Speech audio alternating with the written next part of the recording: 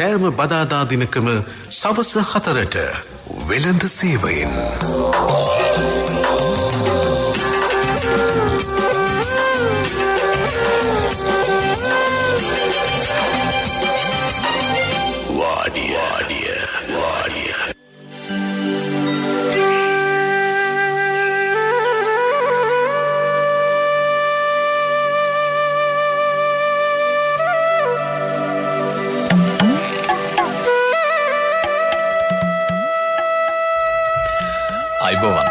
බොහොම හිතකර හිතට සුවය ලැබෙන හැන්දෑවක්.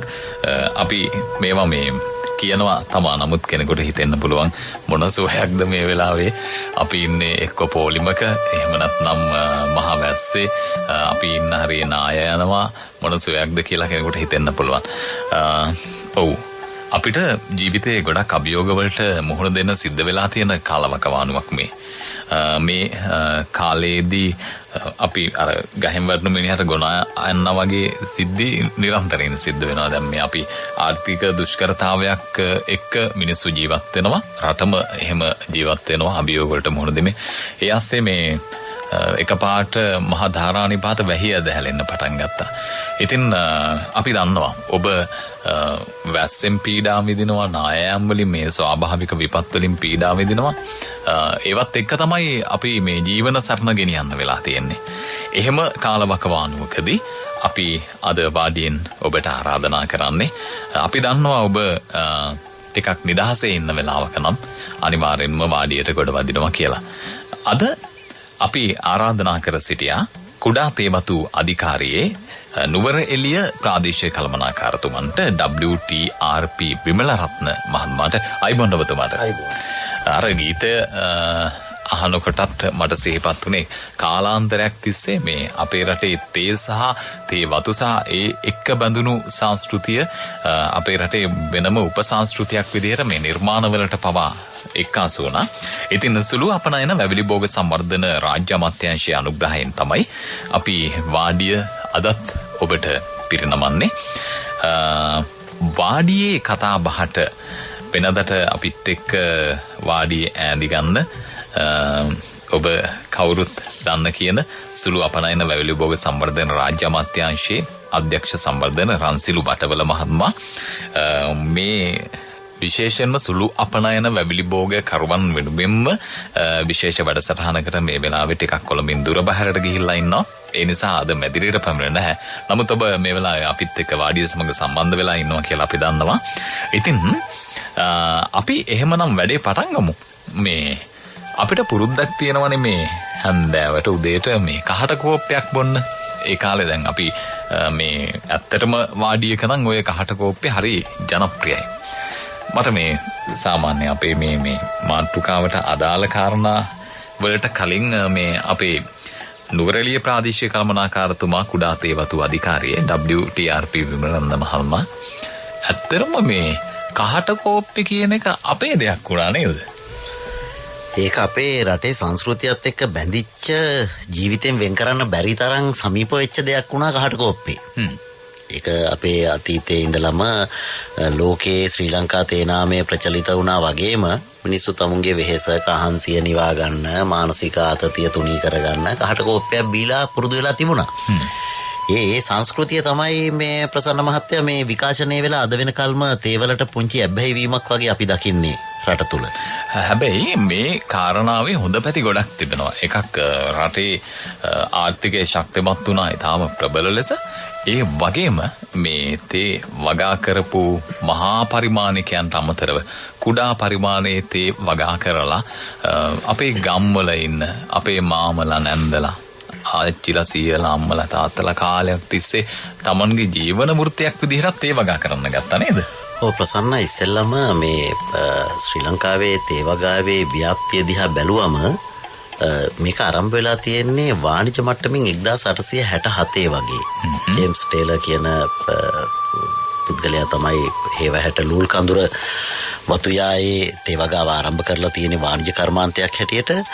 ඒක ක්‍රමක්කව විකාශය වෙලා මහා වතු බවට පරිවර්තනය වුණා. 1975 ශ්‍රී ලංකා පාර්ලිමේන්තුවට ඉදිරිපත් කරපු පනතක් මගින් කුඩා තේවතු අංශය බිහි කරන්න එවකට ගරු ඇවිලි කර්මාන්ත අමාත්‍යවරයා හැටියට කොලිනාදි සිල්වා මැතිතුමා ඉදිරිපත් කරපු පනතක් මගින් මේ කුඩා තේවතු හිමියන් නගා සිටුවීම සඳහා රාජ්‍ය අනුග්‍රහය ලබා දෙන්න ඕන කියලා විශේෂයෙන්ම කුඩා තේවතු අංශය ආරම්භ කරලා 1978 වාගේ කුඩා තේවතු සංවර්ධන අධිකාරිය බිහි කරලා ඒ තුලින් ලංකාවේ තේවවන පුංචි පුංචි ඉඩම් හිමියන්ට රාජ්‍ය අනුග්‍රහය ලබා දෙන්න වැඩපිළිවෙලක් ආරම්භ කළා. 1980 වගේ වෙනකොට ලංකාවේ තේ කර්මාන්තයේ 85% විතර දායකත්වයේ සැපයුවේ මහ තේවතු. අක්කර 10ට වැඩි අක්කර 50ට 200 300 2000 3000 වගේ විශාල පරිමාණයේ වතු තමයි තේ නිෂ්පාදනයේ 85%ක විතර දායකත්වයක් සැපයුවේ 1980 වගේ කාලය වෙන විට. පහු වෙනකොට දැන් අපි අද වෙනකොට රටේ ජාතික නිෂ්පාදනයෙන් කුඩා තේවතු අංශය 75%ක විතර දායකත්වයක් දෙන තැනට වර්ධනය වෙලා තිබෙනවා. මේ කුඩා තේවතු කියලා කියන්නේ අක්කර 10ට වඩා අඩු බිම් ප්‍රමාණයක් තිබෙන අක්කරේ කාල භාගයේ අක්කර 2 අක්කර 5 ඒ වගේ ඉතා සාමාන්‍ය මට්ටමේ ඉඩම් හිමියෝ ග්‍රාමීය ගොවි ජනතාව ඕන් තමයි මේ වගාවේ අද උරුමකරුවන් හැටියට ලංකාව තුල දිස්ත්‍රික්ක 14ක් පුරා ව්‍යාප්ත වෙලා ඉන්නේ. ලංකාවේ තේ සිලෝන් ටී කියන බ්‍රෑන්ඩ් එකක් විදිහට ලෝකයේ පුරා ප්‍රචලිත වෙනවා. ඔබ මේ බොහොම සැකවින් සඳහන් කළේ මේ සිලෝන් ටී බ්‍රෑන්ඩ් එකක් කරගන්න තැන දක්වා ආපු ගමනේ බොහොම සොඳුරු තැන්. කොහොමද මේ ගමනේ අද තියෙන තත්ත්වය දක්වා ඔබ මේ කියපු කාරණා එක්ක අපේ කුඩා තේවතු හිමියෝ විශේෂයෙන්ම අද අපි වාඩි අහගෙන ඉන්නෙත් අපේ ආදරණීය අසන්නන් වගේම කුඩා තේවතු හිමියන් මේ වෙලාව අපිත් එක්ක සම්බන්ධ වෙලා ඉන්න පුළුවන්. ඔවුන් කොහොමද මේ සඳහා දක්වන දායකත්වය? ප්‍රසන්න අපේ තියෙන වාසනාවකට වගේ මේ ලංකා පොළොවේ තියෙන රසය ලංකා පොළොවේ හැදෙන තේවල තියෙන රසය ලෝකයේ වෙන කිසිම රටක නිෂ්පාදනයකින් ලබා ගන්න බැරි වෙලා තියෙනවා. මේක තමයි අපි තාමත් ජයග්‍රාහී තැනක ඉන්න බලපාලා තියෙන ප්‍රධානතම සාධකය. අපිට වඩා විශාල ඉඩම් ප්‍රමාණයක් වගා කරන රටවල් ලෝකයේ තිබෙනවා තේ. චීනය, ඉන්දියාව, කෙන්යාව වගේ රටවල් ගත්තම, වියට්නාමයේ වගේ රටවල් ගත්තම අපේ කරටත් වඩා විශේෂයෙන් චීනය, ඉන්දියාව මහා පරිමාණයෙන් තේ නිෂ්පාදනය කරනවා. ඒ වගේම වියට්නාමයේ කෙන්යාවත් මෑත කාලයේ ලංකාව අභිබවා යන මට්ටමට තේ නිෂ්පාදනය වැඩි දියුණු කරලා තියෙනවා ප්‍රමාණාත්මකව. හැබැයි ගුණාත්මක බවින් බැලුවයන් පස්සේ ලංකාවේ පියෝ සිලෝන් ටී වලට සම කරන්න පුළුවන් නිෂ්පාදනයක් ලෝකේ කිසිම රටක නැහැ ප්‍රසන්න. ඉතින් මෙන්න මේ වටිනාකම තමයි අපේ අනන්‍යතාවයේ හැටියට ලෝකයට අපි විදහා දක්වන්න ඕන. මේ වටිනාකම් රැකගෙන අපි නිෂ්පාදනය කරන තේවල ගුණාත්මය තවදුරටත් වැඩි දියුණු කරගන්නේ කොහොමද කියන එක පිළිබඳව මේ රටේ ජීවත් වෙන ලක්ෂ 5කට ආසන්න කුඩා තේවතු හිමියන්ගේ විශාල වගකීමක් තිබෙනවා මේ ගුණාත්මය ආරක්ෂා කරගෙන ප්‍රමාණාත්මකව වැඩි කරගනිමින් තමුන්ගේ ජීවන වෘත්තිය ඉදිරියට ගෙන යාම සඳහා අවශ්‍ය කටයුතු කරන්න. සාමාන්‍යයෙන් තේ වගා කෙරෙන්නේ නැති තේ වැවෙන්නේ නැති ප්‍රදේශවල ජනතාව අතර මේ කුඩා තේවතු හිමියන්ගේ තේ ගැන හොඳ ප්‍රසාදයකුත් තියෙනවා. ප්‍රසන්න සාමාන්‍යයෙන් ලංකාවේ නිෂ්පාදනය කරන තේවලින් 95% විතරම විදේශ වෙළඳපළට තමයි අපනයනය කරන්නේ. සාමාන්‍යයෙන් 5%ක් 6ක් වාගේ තමයි ලංකාව තුල පරිභෝජනය වෙන්නේ. ඉතින් කුඩා තේවතු හිමියන්ගේ ඉඩම්වල වුන් අනුගමනය කරන නිවැරදි තාක්ෂණික පිළිවෙත් ඒවා 100%ක්ම නිවැරදිව අනුගමනය කරනවායි කියන එක මම මේක තුලින් අදහස් කරන්නේ. නමුත් ඔවුන් විශාල උත්සාහයක් ගන්නවා තමුන්ගේ නිෂ්පාදන වඩාත් ගුණාත්මකව සහ හොඳින් තේ කර්මාන්තයට දායක කරගන්න. මොකද අද ගොවියා ඊටාත්ම දැනුවත්. තේ වගාකරුවා ඊටාත්ම බුද්ධිමත්. අද sannivedanaya ඊටාත්ම ඉහළ මට්ටමක තියෙනවා. නවීන තාක්ෂණය භාවිතා කරන්න ගොඩාක් තේ ගොවි පවුල්වල දුවදරුවන් පෙළඹිලා තිබෙනවා. ඒක තුල කිසියම් පරිවර්තනාත්මක වෙනසක් ලෝකයේ අනිත් රටවල් වල වගේම ලංකාවෙත් සිද්ධ වෙන්න ආරම්භ වෙලා තියෙනවා. වෙනත් වගාක්‍රම වගේම තේ වගාවෙත් මේ නූතන තාක්ෂණය ගමට යන්න ඉඩමට ගෙනියන්න විශාල පරිවර්තනයක් වර්තමාන කාලය තුල සිදුවෙන බව මතක් කරන්න පුළුවන්. කුඩා තේවතු හිමියන්ට හිතට හයියක් ලැබෙන්නේ මේ ඔබතුමන්ලා කරන ක්‍රියාපිළිවෙත විශේෂයෙන්ම ඔවුන්ගේ ආර්ථිකය ශක්තිමත් වෙන්නේ ඔබතුමන්ලාගේ වගකීම කුඩා තේවතු අධිකාරිය වගේ ආයතනවල වගකීම නිසියාකාරව සිද්ධ වෙනකොට කොහොමද මේ වර්තමානයේ වන විට ලංකාවේ තේ අපනයන තත්ත්වය? ප්‍රසන්න ඇතරම සාමාන්‍යයෙන් අපි වර්ෂයකට කිලෝමිලියන 3,000ක් 300කට වැඩි ප්‍රමාණයක් සාමාන්‍යයෙන් තේ නිෂ්පාදනය කෙරුණා. යම් යම් කාලවල දේශගුණික සහ කාලගුණික වෙනස් වීම නිසා අපේ නිෂ්පාදනයේ සුළු උච්චාවචනයන් සිද්ධ වුණත් අපි සාමාන්‍යයෙන් වර්ෂයකට කිලෝග්‍රෑම් මිලියන 300ක් විතර අපනයනය කිරීමේ හැකියාවක් ලංකාවට තියෙනවා. සාමාන්‍යයෙන් අපි පොඩි කාලේ ඉඳලම අහලා තියෙන්නේ මේ විදේශ විනිමය ගෙන්න ප්‍රධාන භෝග තුනක් විදිහට තේ, පොල්, රබර් කියලානේ. අපි පාසල් පෙළ පොතේ ඉඳලම ඉගෙන ගන්නවා. ඒ අතරිනුත් තේ වලට මුල් තැනක් හම්බ වෙනවා.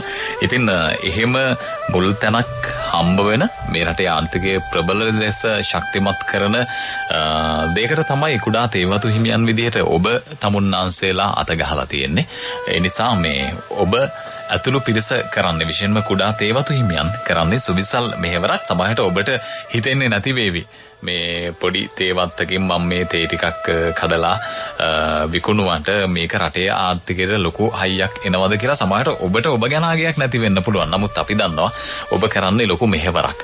ඔබ කරන්නේ මේ රටට ඩොලර් ගේන්න, එහෙම නැත්නම් අපේ රටේ ආර්ථිකය ශක්තිමත් කරන්න සුවිසල් මෙහෙවරක්. ඒ වටිනාකම අපේ හිතේ කුඩා තේවතු හිමියන් පිළිබඳව තිබෙනවා. ඉතින් ඒ නිසාම තමයි සුළු අපනයන බැවිලි භෝග සංවර්ධන රාජ්‍ය අමාත්‍යාංශය කුඩා තේවතු අධිකාරියේ අපේ නිලධාරි මහත්මයෙක් අද වාඩියට කැඳගෙන ඇවිල්ලා කුඩා තේවතු කරන ඔබ වෙනුවෙන් යම් කතා බහක දෙන්න, ඔබ ගැන කතා කරන්නට මේ ගුවන් කාලය වෙන් කරගත්තේ වාඩිය. හැන්දෑවේ 4:18යි දැන් වෙලාව.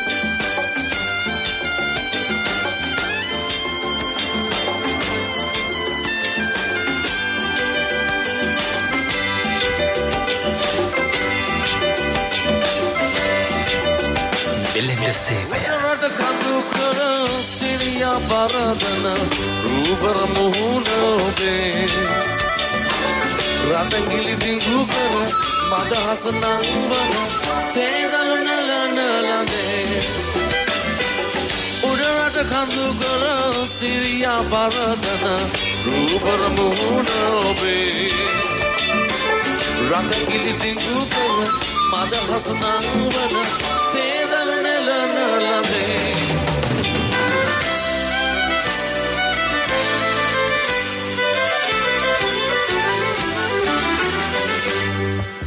රට පනගන්වන ජාතිය සුරකින ජාතික තනය අපේ අපි ණය ගැතිවෙමු සුකුමල දෑතට තේදලු නෙලනලදේ උඩරට කඳු කර සිරියා පරදන රූපර මුහුණ ඔබේ රටගිලි දිඟු කර මදහස නංවන තේදල නෙලනලදේ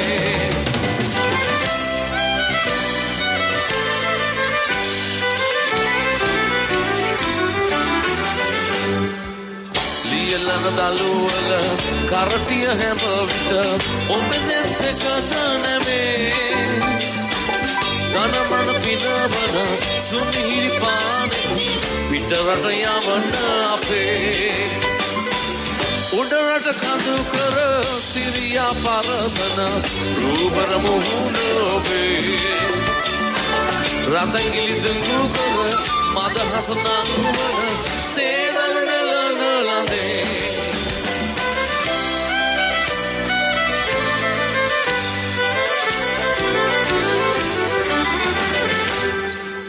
සේවය යාපත ලොවටම සලසන කම්කරුලදෙකි ගමේ ලංකා පොළොවේ බැලවෙන දේගස ඔබ දිවි රකිනු නැබේ උඩරට කඳු කර සිරියා පරදන රූපර මුහුණ ඔබේ රතගිලි දිඟු කර මදහස නංවන තේදල නලනලදේ උඩරට කඳු කර සිරියා පරදන රූපර මුහුණ ඔබේ රතගිලි දිනු කර මද හස නංවන තේදල නෙලන ළඟේ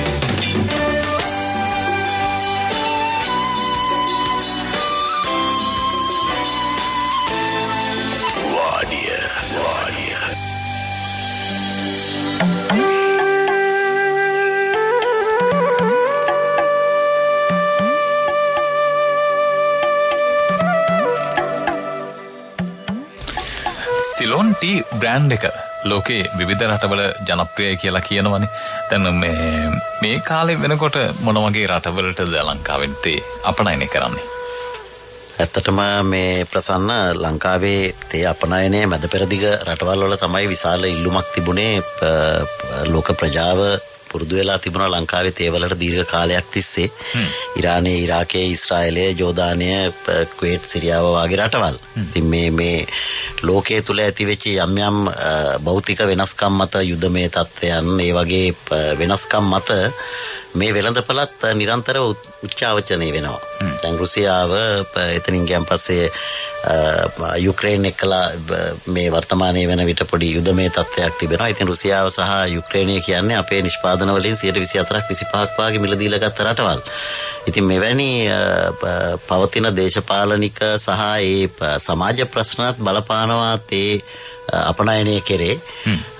විශාල වශයෙන් මැද පෙරදිග රටවල් තමයි ශ්‍රී ලංකාවේ තේවලට හොඳ ඉල්ලුමක් ලබා දුන්නේ.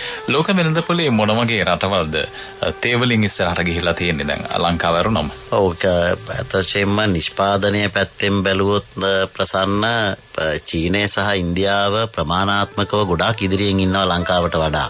හැබැයි ඉන්දියාවේ නිෂ්පාදනය කරන තේවලින් විශාල ප්‍රමාණයක් ඔවුන් තමුන්ගේ රට තුළම පරිභෝජනය කරනවා. උන්ට අපනයනය කිරීමේ ප්‍රමාණය ඉතාම අඩුයි.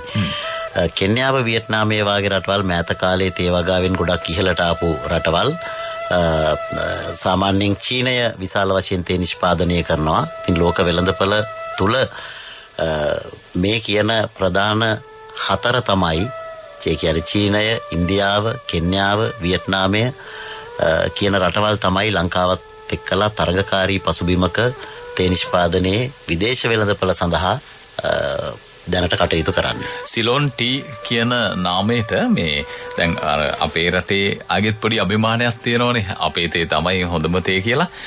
ඒ වගේ මේ මට හොඳ අත්දැකීමක් තිබෙනවා. එක්තරා කාලයකදී මම ওই චීනට ගිය වෙලාවක මගේ උපන්දිනේ එදුණු දවසක තමයි මම හෙට ගියේ.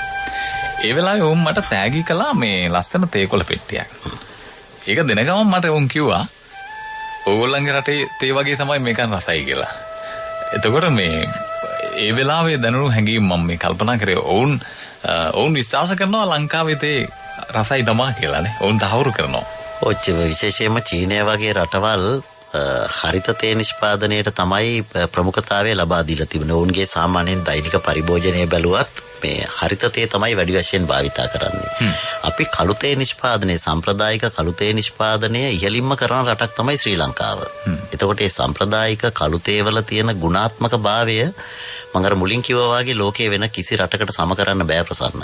එන මේ රැකවරණය අර වෙස්වලාගත් ආශිර්වාදයක් වාගේ තාමත් අපේ රටට ලැබිලා තිබෙනවා. ඒ නිසා චීන ජාතිකයා ඒ කියපු කතාව ඉතාමත්ම නිවැරදි සත්‍යයක් තියෙනවා.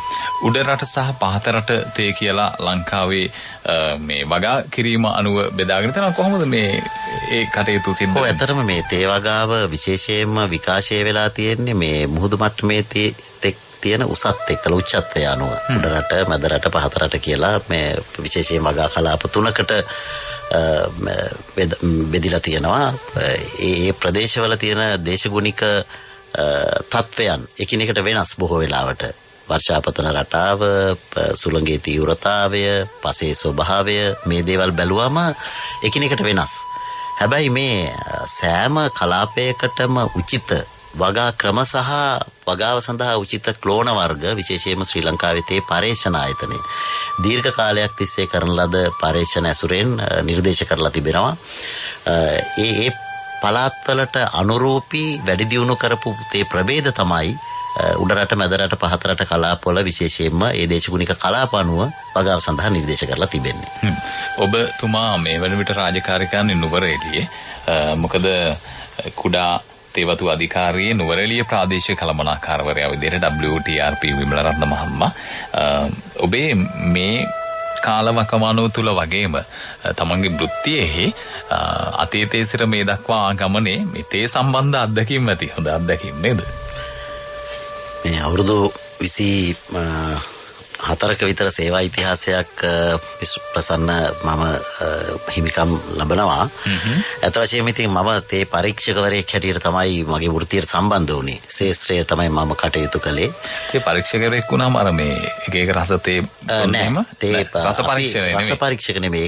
ඒ අය කටයුතු කරන්නේ තේ කර්මාන්ත ශාලාවල් එක්කලානේ. අපි ශාස්ත්‍රයේ ගොවි මහතුරුත් එක්කලා තමයි අපේ වගා කටයුතු වලට අවශ්‍ය උපදෙස් ලබා දීම, ඔවුන්ට අවශ්‍ය සහනාධාර ලබා දීම වාගේ ඒ ගොවින් එක කටයුතු කරන වෘත්තිමය වගකීම් තමයි අපිට පැවරිලා තිබුණේ. ප්‍රධාන වශයෙන්ම ව්‍යාප්ති සේවාව අපිට තිබුණ ලොකු රාජකාරීමය වගකීමක් මේ ගොවින්ගේ ජන ජීවිත නගා සිටුවීම සඳහා හොඳ තේ වගාවක් ආරම්භ කරන්නේ කොහොමද කියන එක. සහ ඒ හොඳ තේ වගාවක් ආරම්භ කිරීමට අවශ්‍ය ශක්තිය ඔවුන්ගේ ඇඟට කාවද්දන්න කියන වගකීම දීලා තිබුණේ අපිට තමයි. මම හිතන්නේ අදටත් අපේ ලංකාව තුල තේ පරීක්ෂක ව්‍යාප්ති නිලධාරීන් අපේ ආයතනයේ කුඩා තේවතු සංවර්ධන අධිකාරිය නියෝජනය කරන 144 දෙනෙක් ඉන්නවා.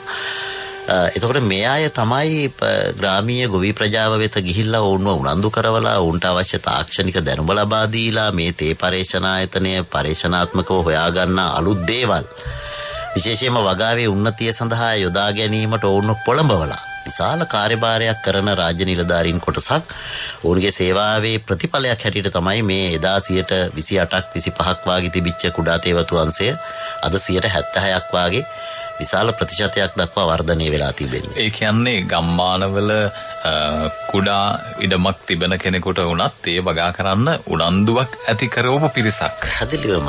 ඒක රාජ්‍යමය වශයෙන්ුත් ලොකු අනුග්‍රහයක් විශේෂයෙන්ම කුඩා තේවතු සංවර්ධන අධිකාරිය ලබා දෙනවා ප්‍රසන්න. මොකද මේ වැවිලි කර්මාන්ත අමාත්‍යාංශය තමයි අපේ අමාත්‍යාංශය හැටියට කටයුතු කරන්නේ. ඊට අමතරව රාජ්‍ය අමාත්‍යාංශය. එතකොට මේ ලංකාවේ කුඩා තේවතු අංශයේ පූර්ණ වගකීම දරන්නේ කුඩා තේවතු සංවර්ධන අධිකාරිය. කුඩා තේවතු සංවර්ධන අධිකාරියේ ප්‍රධාන කාර්යයන් අතර තේවගාව නගා සිටුවීම සඳහා එහෙමත් නැත්නම් තේවගා වගාකරුවන් දිරිමත් කිරීම සඳහා සහනාධාර සේවාවක් ක්‍රියාත්මක වෙනවා. නිකන් මම උදාහරණයක් හැටියට කිව්වොත් අද වෙනකොට මේ පැරණි තේවගාවක් තියෙන ගොවි මහත්මයෙකුට ඒ තේවගාව වයස්ගත වෙනකොට අපි වගේම තමයි ප්‍රසන්න නිෂ්පාදන හැකියාව නඩු වෙනවා.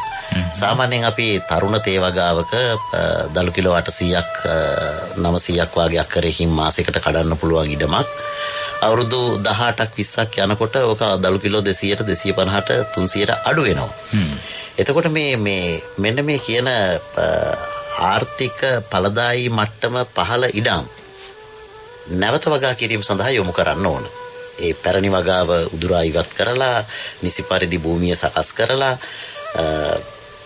නැවත අලුත් පරම්පරාවක් අලුත් තේපැල පරපුරක් ඒ ඉඩමේ බිහි කිරීමේ වගකීම තිබෙනවා. ඉතින් මේක තේ වගාව ලංකාවේ අනිකුත් වගාවන් වගේ නෙමෙයි ටිකක් මූලික පිරිවැය වැඩිපුර දරන්න වෙන වගාවක්. පැරණි වගාව උදුරා ඉවත් කරන්න ඕන, භූමිය සකස් කරන්න ඕන, පස හොදගෙන නැති වෙන්න ගල් වැටි දාන්න ඕන, කාණු ටික කපා ගන්න ඕන, පොළව දුර්වල වෙලා තියෙනවා නම් පසේ කාබනික ද්‍රව්‍ය ප්‍රමාණය පිරිහිලා තියෙනවා නම් ඒක නැවත ප්‍රකෘති තත්ත්වයට පත් කරන්න තෘණ වගා කරන්න ඕන. විවිධ තාක්ෂණික නිර්දේශ ගණනාවක් මේකේ තිබෙනවා. ඉතින් මේ තාක්ෂණික කටයුතු හරියටම කරන ගොවි මහත්මයෙකුට කවදාවත් ඒ වගාවෙන් වරදින්නේ නැහැ. මේකේ හොඳ ආදායමක් ගන්න පුළුවන් හොඳ වගාවක් හැටියට තමයි තේ වගාව අඳුනගෙන තිබෙන්නේ. හැබැයි වර්තමානයේ වෙනකොට මේ සමාජයේ මතුවලා තියෙන සමාජ අර්බුදත් එක්කලා විශේෂයෙන්ම ගොවි පරපුරට යම් පිරිවැය දරා ගැනීමේ අපහසුතා නිසා සමහර නිර්දේශයන් නොසලකා හරිමින් කටයුතු කරන තත්ත්වයකුත් මතුවලා තිබෙනවා. ඉතින් මෙන්න මේ ඒ නොසලකා හරින නිර්දේශයන් නිසියාකාරව කරවා ගැනීම සඳහා කුඩා තේවතු සංවර්ධන අධිකාරියේ ශ්‍රේෂ්ඨ නිලධාරීන් විශාල සහයෝගයක් ලබා දෙනවා. ඔවුන්ගේ වෘත්තිමය මඟ පෙන්වීම ලබා දෙනවා. ඉතින් ඒක තුළ මම හිතනවා ආයතනයක් හැටියට කුඩා තේවතු සංවර්ධන අධිකාරිය විශාල ජාතික වගකීමකට උර දීපු ආයතනයක්. මේවා මන් දන්නේ රටේ ජනමාධ්‍ය මගින්වත් මීට වඩා ප්‍රමුඛතාවයක් දීලා කතා නොකරන්නේ ඇයි කියන එක. හැබැයි විශාල ඔබතුමා හිතන්න පොඩ්ඩක් කල්පනා කරලා එක තේ ගොවි මහත්මයෙක් තේ හෙක්ටයාර එකක් වවනවා නම් අපි සහන ආධාර මුදලක් නැවත අය කරගනු නොලබන රුපියල් 6,30,000ක් දෙනවා. ඊට අමතරව යම්කිසි ගොවි මහත්මයෙක් ඉන්නවා නම් අක්කරයකට වඩා අඩු බිම් ප්‍රමාණයක් හිමි ඔහු අක්කර භාගයක උපරිමයකට යටත්ව තේ නැවත වගා කරනවා නම් ඔහු අර පරණ තේ වගාව ගලවන කාලය තුල ඔහුට ආදායම අහිමි වෙනවනේ. ඔව්. ඒ අහිමි වෙන කාලය තුල පැල හිටෙව්වට පස්සේ පොළොව සකස් කරලා තේ පැලටි හිටෙව්වට පස්සේ අර සහනාධාර මුදලට අමතරව මාස 24ක් යනකම් එහෙමත් නැත්නම් අවුරුදු 2ක් යනකම් මාසයකට රුපියල් 5000 ගානේ දීමනාවක් ගෙවනවා. මම හිතන්නේ මේවා ලංකාවේ තේ වගාව ප්‍රචලිත කිරීම සඳහා එහෙමත් නැත්නම් තේ වගාව ප්‍රවර්ධනය කිරීම සඳහා රජයේ ගත්ත වැදගත් ක්‍රියාමාර්ග. අපි ආරාධනා කරනවා මේ රටේ කුඩා තේවතු හිමියන්ට මේ සහනාධාර වැඩපිළිවෙලත් එක්ක එකතු වෙලා තමුන්ගේ වයස්ගත වයෝවෘද්ධ රෝග පලිබෝධ වලට ලක් වෙච්ච දුර්වල තේ වගාව වෙනුවට නව තේ වගාවක් ප්‍රතිස්ථාපනය කර ගැනීම සඳහා ඔබට පුළුවන් ඔබේ ගමේ තේ පරීක්ෂක ව්‍යාප්ති නිලධාරීව මුණ ගැහිලා අවශ්‍ය තාක්ෂණික උපදෙස් සහ සහනාධාර නොමිලේම ලබා ගන්න. ඔබතුමා අද වාඩියට කොට වැදුන එක හොඳයි. මොකද මේ අපි දැන් ප්‍රවෘත්ති බලුවොත් එහෙම ලංකාවේ විවිධ රූපවාහිනී නාලිකා තිබෙනවා. දැන් මේ දෙන ඒවා ගැන ඇයි පෙන්වන්නේ නැත්තේ? මෙහෙම කරන සේවාවන් පිළිබඳව ඇයි කියන්නේ නැත්තේ කියන ප්‍රශ්නය පැන නගිනවා. දැන් ඔය රුපියල් 5000 දුන්නේ නැත්තම් ඔන්න පෙන්නයි. හැබැයි මේ එහෙම කරන සේවාවන් වලට අපේ රටේ මාධ්‍ය වලින් ලැබෙන දායකත්වය තව ටිකක් ඒ ගැන හිතන්න වේවි කියලා මේ ඔබතුමාගේ කතාවෙන් මට ඉඟියක් වගේ දැනෙනවා. ප්‍රසන්න ඒ රුපියල් 5000 දෙන්නේ අර සහනාධාර මුදලට අමතරව හෙක්ටයාර එකකට 6,30,000ක සහනාධාර මුදලට සාපේක්ෂව අපි හිතමුකෝ අක්කර භාගයක් වවන ගොවි මහත්තයෙකුට රුපියල් 1,30,000ක් විතර හම්බ වෙනවා. ඒ 1,30,000ට අමතරව තමයි මාසිකව රුපියල් 5000 ගානේ මාස 24ක් ගෙවන්නේ. එතකොට අපි උනන්දු කරනවා ගොවි මහත්තයාව තමුන් මේ තේ අක්කර කාලා හරි භාගේ හරි ගැලෙව්වම ඔබට නොලැබී යන සම්පූර්ණ අස්වැන්නයට ලැබෙන මුදල අපිට ගෙවන්න බෑ. රජයේ මේ මහ ජනතාවගේ මුදල්නේ. ඒ නිසා අපි කිසියම් සහයෝගයක් කිසියම් ශක්තියක් ලබා දෙනවා කුඩා තේවතු හිමියට ඒ වගා කටයුතු වල අස්වැන්න ලබා ගන්න කාලය දක්වා කිසියම් ආධාර මුදලක් දීලා මේ කටයුත්ත සඳහා ගොවින් නැඹුරු කරගන්න. පහුගිය කාලේ ප්‍රහෝර ප්‍රශ්නයටත් මුහුණ දෙන්න ඇති නේද කුඩා තේවතු හිමියන්? රටේම ගොවි ජනතාව ප්‍රසන්න පොර ප්‍රශ්න නිසා මම හිතන්නේ දැඩි පීඩාවකට ලක් වෙලා හිටපු කාලයක් නේ. අවුරුද්දකුත් මාස 3ක විතර කාලයක්. ඉතින් කොහොමද ඒ කටයුතු වලදී ඔබතුමන්ලාගේ දායකත්වය ලැබුණේ සහ ඒක කළමනාකරණය කරගත්තේ කොහොමද? සාමාන්‍යයෙන් රාජ්‍ය ප්‍රතිපත්ති අනුව තමයි ප්‍රසන්න අපිට රාජකාරී කටයුතු කරන්න සිද්ධ වෙන්නේ. ඉතින් මේ හැම අවස්ථාවකදීම විශේෂයෙන්ම තේ වගාවට රසායනික පොහොරවල තිබෙන වැදගත්කම පිළිබඳව නිරන්තරව රජය දැනුවත් කිරීම කරනු ලැබුවා. මොකද අපි මුල් කාලේ බීජ තේ වගා කරපු රටක් ඇටතේ තමයි ලංකාවේ තිබුණේ. අපි පස්සේ කාලෙක 1980 දශකයෙන් පස්සේ ටිකක් වේගයෙන් රිකිලි තේ වගාවට නැඹුරු වුණා.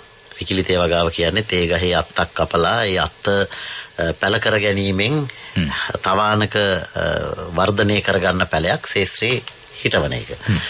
එතකොට මේ අපි රිකිලි තේ ගොවි මහත්තුරුන්ට අඳුන්වලා දෙනකොට තේ පරීක්ෂණ ආයතනය ඔවුන්ගේ පරීක්ෂණවල එක නිර්ණායකයක් බවට පත් කළා රසායනික පොහොරවලට දක්වන ප්‍රතිචාරී බව. කොච්චරක් පොහොරවලට උනන්දු වෙනවද තේ ගහ උරා ගන්න පොරවල ප්‍රතිචාරීතාවය කොහොමද කියන සාධකේ. ඒ අනුව ඉහළ ප්‍රතිචාරීතාවයක් තියෙන තේ වර්ග තමයි ගොවි ජනතාවට හඳුන්වලා දුන්නේ. එතකොට එවැනි වගාවකට රසායනික පොහොර යම් ප්‍රමාණයකට නොලැබී යාම අස්වැන්නේහි කිසියම් අඩුවීමක් සිද්ධ වෙලා තිබෙනවා.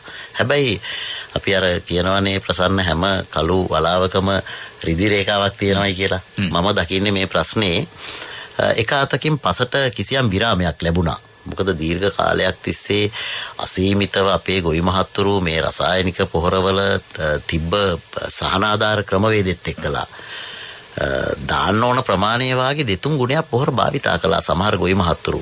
නිර්දේශය දීලා තියෙන්නේ අකරයකට මාස 4කට වතාවක් කිලෝග්‍රෑම් 125ක්.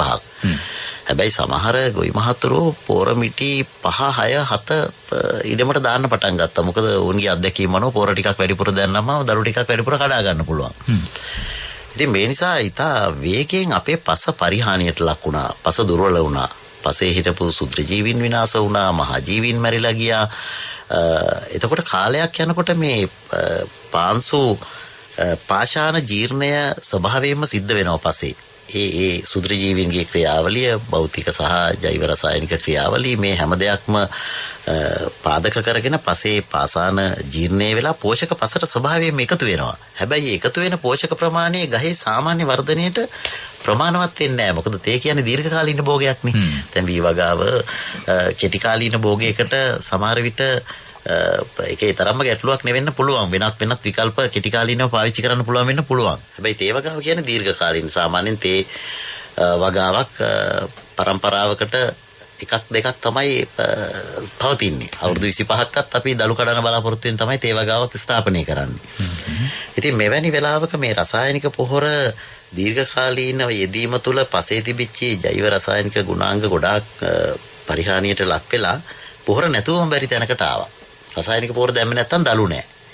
ඒ ගහේ අර මේ පොළවේ ස්වභාවිකව මේ පෝෂක ජීර්ණය කරන්න අවශ්‍ය ශුද්‍ර ජීවීන්, මහා ජීවීන් ඉතා විශාල ප්‍රමාණයක් රසායනික පොහොර සහ වල්නාශක නිසා ස්වභාවිකවම විනාශ වෙලා ගියා. ඊට අමතරව කාබනික ද්‍රව්‍ය පසට එකතු වෙන්නේ ඉතාම අඩුවෙන්. මොකද තේ පඳුරේ දැල්ල තමයි අස්වැන්න හැටියට අපි කඩලා ගන්නෙ. ඉතින් සතියක් ගානෙම දළු ටික කඩලා ඉඩමෙන් එළියට යන්නේ කර්මාන්ත ශාලාවට.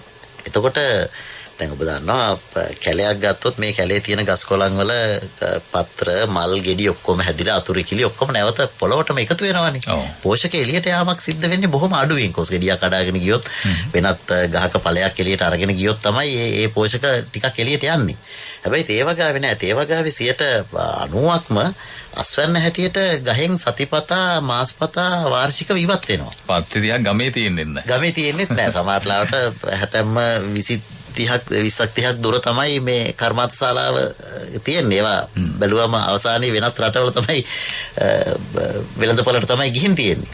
ඉතින් ඒ නිසා මේ තේ පඳුරක තියෙන පත්‍ර වලින් 80%ක් විතරම තේ පඳුරෙන් ඉවත් වෙනවා. 20%ක් විතර තමයි පොළොවට එකතු වෙන්නේ. ඒ නිසා නැවත කාබනික ද්‍රව්‍ය ලැබෙන්නේ තිතා අඩුවෙන්. ඉතින් තේ පරීක්ෂණ ආයතනයේ තව නිර්දේශ ගණනාවක් තියෙනවා. ඔය කප්පාදු කොටස් ඉදමට එකතු කරන්න ඕනේ වගේ.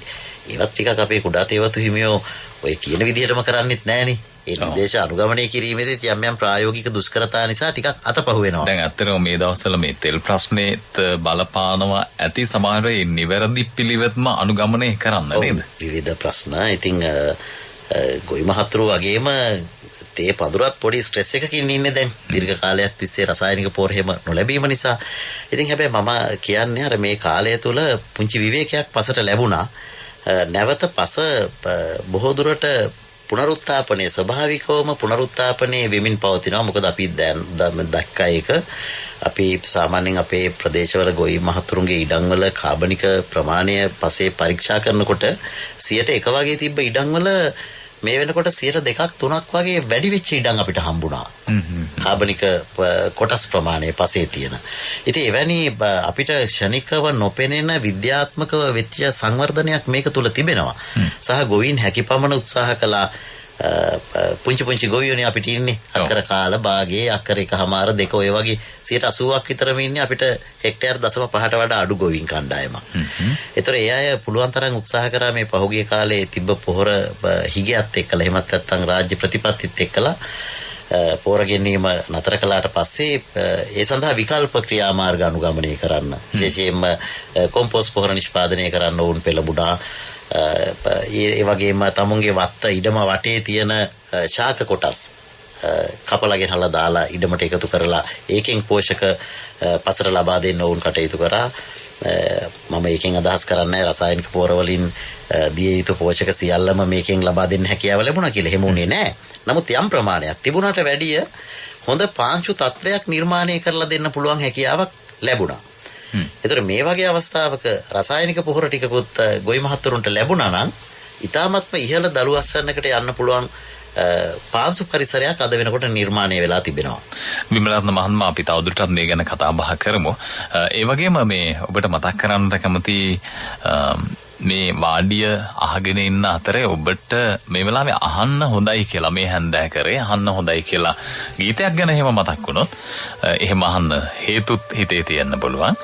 හේතු එක්ක හරි කමක් නැහැ. අපිට කතා කරලා කියන්න වාඩිය මේ වගේ ගීතෙකුත් අහගෙන හැන්දෑවේ කහටක ඔප්පයක් බොන එක හොඳයි කියලා අපිට 0112697500 අපේ දුරකථන අංකය 0112697500.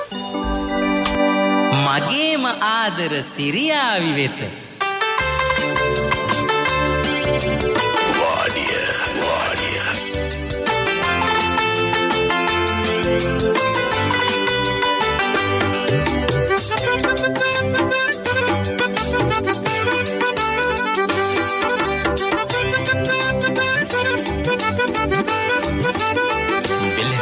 සිරියාවි උඹව මම කෝච්චියෙන් කොළඹ එක්ක යනවා තේ ස්ටෝරුවේ අපේ නිවාඩුවක් ලැබුණ හැටියේනවා උඹ එව්වලියුම මගේ පෙට්ටගමේ තවම hina වෙනවා අර කොට්ට උරේ මම ඉඹ තව මතු සුවසේ නිදියනවා අර කොට්ට උරේ මම ඉඹ තව මතු සුවසේ නිදියනවා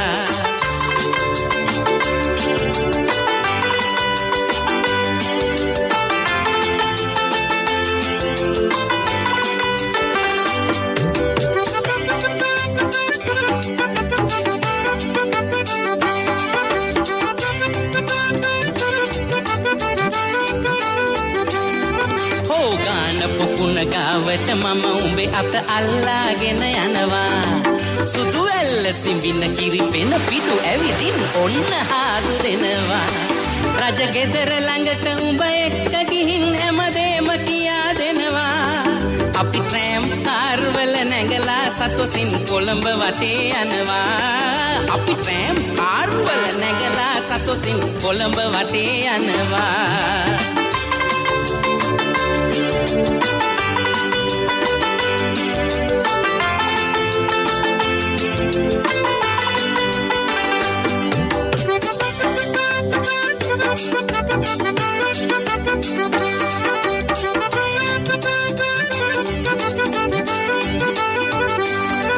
එහෙ ගෝල් ප්ලේස් එකේ උඹ දන්නේ නැ අස්ස පැටව් යනවා ඒව දැකලා මගේ සිරියාවියේ උඹ තවත් උරුළු වෙනවා සුදු මහත්තැන්ලා හිට උඹරුව දැකලා හොරෙන් hina වෙනවා මේ අප්පුවා ඒවා දැක සතුටින් ආඩම්බර වෙනවා මේ අප්පුවා ඒවා දැක සතුටින් ආඩම්බර වෙනවා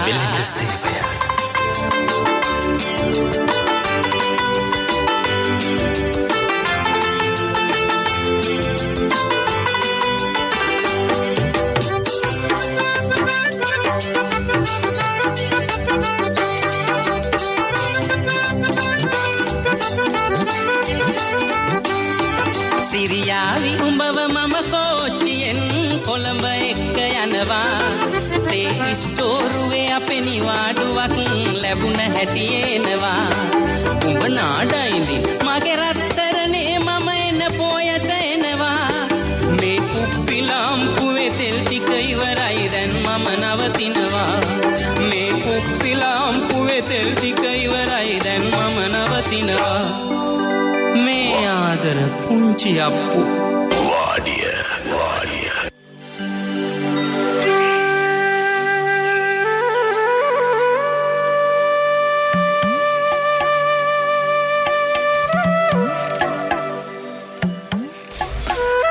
වාඩියේ කතා බහට අද වාඩියේ ඇඳගෙන සිටින්නේ කුඩා තේවතු අධිකාරියේ නුවර එළිය ප්‍රාදේශීය කළමනාකරුතුමන් WTRP බිමලරත්න මහත්මයා. බිමලරත්න මහත්මයා මම ඔබතුමාගෙන් අර අත්දැකීම් ගැන ඇහුවෙත් අද වාඩිය ඇත්තන්ට අහගෙන ඉන්න පුළුවන් මෙහෙම බොහොම සොඳුරු අත්දැකීම් ඔබට තියෙනවා කියලා දැනගන්නට ලැබුණා. අපි කැමති එකක් දෙකක් කියමු. ප්‍රසන්න ඉතින් රාජකාරී කාලය තුල නම් බොහොම අත්දැකීම් ශේෂ්ත්‍රයත් එක්ක කටයුතු කරනකොට අපිට උකහා ගන්න අවස්ථාව ලැබුණා. එකක් තමයි මගේ පළවෙනිම රාජකාරී ආරම්භ කළේ දෙනියාය ප්‍රදේශයෙන් මාතර දිස්ත්‍රික්කයේ. ඉතින් ඒ ප්‍රදේශවල ගොවි මහත්තුරුන්ගේ පුදුම සංස්කෘතික ලක්ෂණයක්ද කියලාත් මට වෙලාවකට හිතෙනවා. මානුෂික බවක් තියෙනවා. මට මතකයි දැන් අපි ඔය ඉඩම් වලට යනකොට ඒ ප්‍රදේශයේ ඉඩම් වලට කිව්වේ මෙතේ හේන කියලා. තේහෙන. ඒ කියන්නේ මේ දකුණේ උදවිය කිව්වා. දකුණේ ඔව් විශේෂයෙන්ම ඔය දෙනියාය ලංකාගම ගාල්ල නිලුව ඔය පැත්තේ තේ හේන කියන වචනේ තමයි පාවිච්චි කරන්නේ. තේ ඉඩම තේ වත්ත කියනවට වැඩිය තේ හේන. දැන් ගෙදරට ගිය වෙලාවට අපි ඇහුවොත් ගෙදර භාර්යාවගෙන් අපි හමු වෙන්න ගියේ ගොවි මහත්තයා කෝ කියලා කියන්නේ මහත්තයෝ තේ හේනට කියන්නේ. අපිට දැන් හේන කිව්වොත් මතක් වෙන්නේ විශේෂයෙන්ම මේ රජරට නුවර කලාවිය අනුරාධපුර ඔය පැත්තේ මතක් වෙන්නේ. හැබැයි හරි ගැමි සමීප බවක්. ඉතින් මේ වාඩියත් හේනත් එක්ක සමීපයි කියලා මට කල්පනා වුණා. ඇත්ත වශයෙන්ම මේ ආරාධනාව ලැබුණාම ඉතින් මේ හේනට යනකොට ඒ ගොවි මහත්තුරු මේ වෑවර ගෙඩි දෙකක් අරගෙන යනවා. අපේ තේ පරීක්ෂක මහත්තුරු සාමාන්‍යයෙන් ඒ ගොවි මහත්තුරු ඉඩම් වල වැඩ ඉවරයි කියලා දැනුම් දුන්නාම ওই ඉඩම මැනුම් කටයුතු කරන්න ඕනේ ගෙවීම් කරන්න. ඉතින් යනකොට වෑවර ගෙඩි දෙකක් කියන අපි කුරුම්බා කියලානේ. වෑවර ගෙඩි දෙකක් අරගෙන ගිහලා ඔය වෑවර ගෙඩි දෙකම කපලා වැඩ ඉවර වුණාම අතට දෙන්නේ නැහැ. මේක තියෙනවා අර ඉතින් පැලක් තියෙනවානේ. ඔය හේනේ පොඩි පැලක් ගහලා තියෙනවා. ඕකේ බංකුවක් වාගේ එකක් ලෑල්ලක් ගහලා පිටපළු ලෑල්ලක් ගහලා තියෙනවා. තියලා ගෙඩි දෙකම කපලා තියෙනවා. තියලා කියනවා මහත්තයෝ බොන්න කියලා. ඉතින් දවසක් මම ඇහුවා මේ මට මතකයි බන්දුසේන කියලා මහත්තයෙක් මේ ඇයි බන්සේනයි මේ වෑවර ගෙඩි දෙකම කපලා මේක අතට දෙන්නේ නැත්තේ කියලා. පාර කිව්වා ඉතින් මහත්තයෝ මේ තරුණ නිලධාරී මහත්තුරුනේ එන්නේ. එහෙම දුන්නාම ඕකට මේ හිතන්න පුළුවන් නේ මොනවා හරි දාලා වුණත් කෙනෙකුට දෙන්න පුළුවන්. ඒ කියන්නේ මේ ඉනාවක් වගේ. ඔව් එහෙම අදහසකින් තමයි එතුමා කිව්වේ. ඉතින් ඒ නිසා මේ අපි කපලා තියනවා මේ ඉතිරි වෙන එක තමයි මම බොන්නේ වගාකරුවා බොන්නේ ඉඩ මෙහිමියා. ඉතින් ඊතරම් මේ රාජ්‍ය නිලධාරීන්ගේ ජීවිත පිළිබඳව උන් සංවේදී වුණාද කියන එක මට ඒ වෙලාවේ හිතුණා. සහ මේ ඔබ මේ කියූ කතාවේදී මට තව දෙයක් දැනුණා. රාජ්‍ය නිලධාරීන් සහ මේ ගොවි මහත්තුරු අතර මොනතරම් බැඳීමක් තිබිලා තියෙනවද? ඔබ දැන් කිව්වේ මේ කවුද මේ මහත්මයාගේ නම? බන්දුසේන මහත්මයා. ඔව් බන්දුසේන අයියේ කියලා කතා කරා කිව්වේ. එතකොට මේ රාජ්‍ය නිලධාරීවරයා ගිහිල්ලා ගොවි මහත්තයෙකුට බන්දුසේන අයියේ කියලා කිව්වහම ඔහුට ඇති වෙන පුදුමාකාර අපේකමක්. ලෙන්ගතුකමක්. ඉතින් මේ ඒ ලෙන්ගතුකම් රාජකාරීන් එහා ගිහිල්ලා සේවයක් කරන්න රාජ්‍ය නිලධාරීන්ට විශේෂයෙන්ම ලොකු අවස්ථාවක්. ඔබතුමල්ලා ඒ අවස්ථාව උපරිමයෙන්ම තම සේවය සඳහා යොදවගත්තා කියලා දැනෙනවා මේ කතාවලින්. ප්‍රසන්න ඉතින් මේ රාජකාරී ජීවිතය කියන්නේ ඇත්තටම එකාතකින් තමුන්ට ආදායමක් උපය ගන්නවා වගේම හොඳ පුණ්‍ය කර්ම ගොඩාක් කරගන්න පුළුවන් අවස්ථාවක්. නොමිලේ පින් රැස් කරගන්න පුළුවන් තමයි තමුන්ගේ ඒ සේවාව හරියාකාරයෙන් ඉෂ්ට කළොත් අපි බෞද්ධයෝ හැටියට විශ්වාස කරන හැටියට විශාල පිනකුත් අපිට ලැබෙනවා. ඉතින් අපි උත්සාහ කරන්නේ මොකද ඔය තේ අක්කර කාලක් භාගයක් හිටෝලා ඕකෙන් දරුවෝ පාසල් යවලා විශ්වවිද්‍යාලයට යවපු දෙමව්පියෝ කී දෙනෙක් අපේ ගම්වල ඉන්නවද කියලා අපි දන්නවා. ඒ නිසා ඕන් පින් දෙනවා. ඇත්තටම මේ අධිකාරී මහත්තයා නිසා තමයි මේ තේ කෑල්ල වවාගත්තේ මහත්තයෝ. මේ මහත්තයාගේ කටේ බලයට ඇවිල්ලා මට කරදරම කළා මේක ගලවන්න කියලා. ඒකයි මම මේක වැව්වේ කියලා. සමහර ওই මහත්තුරු බොහොම අභිමාණයෙන් මේ නිලධාරීන් පිළිබඳවත් කතා කරනවා. ඉතින් ඒක අපේ ආයතනයටත් ලොකු ගෞරවයක්. ඒ නිලධාරීන්ටත් ලොකු ගෞරවයක්.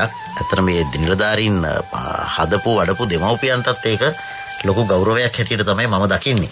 අර මේ ටිකක් මේ සාමාන්‍යයෙන් කළ යුතු පිළිවෙත් වලටත් නැතිව සාම්ප්‍රදායික ක්‍රමවේදයන්ටත් නැතුව අර 71 කැරල්ල කාලේ සිද්ධියක් ඔබතුමා අපිත් එක්ක කිව්වා. මට හිතෙනවා ඒක කිව්වොත් හරි ලස්සනයි කියලා.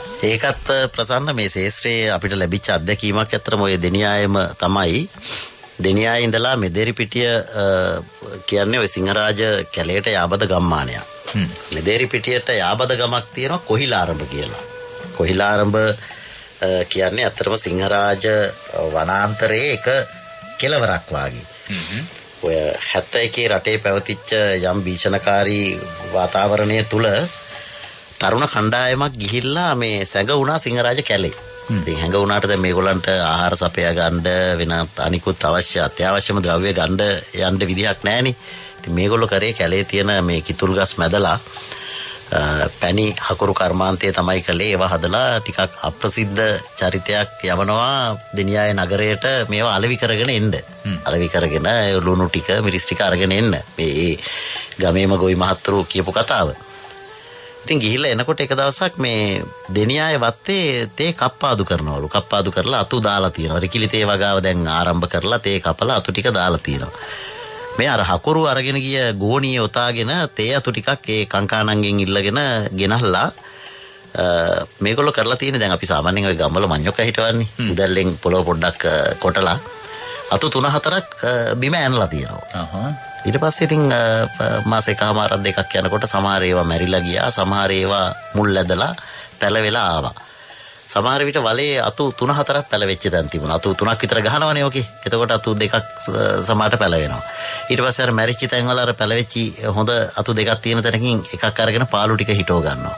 අන්න ඒ විදිහට තමයි අක්කර 8ක භූමි ප්‍රමාණයක මුලින්ම තේ වගාව ඒගොල්ලෝ ආරම්භ කරලා තිබුණේ. ඉතින් අපි ඔකට කියනවා අර දේශ ජනිත දැනුම. ගොවින් විසින් තමුන්ගේ අත්දැකීම් ආශ්‍රයෙන් හොයාගන්න දේවල්. ඉතින් ඒවා ඊටාත්ම කැපවීමෙන් ඔවුන් අත්හදා බැලීම් කරලා විවිධ දේවල් තේ වගාව තුළ ඔවුන් අඳුනගත්ත දේවල් තියෙනවා.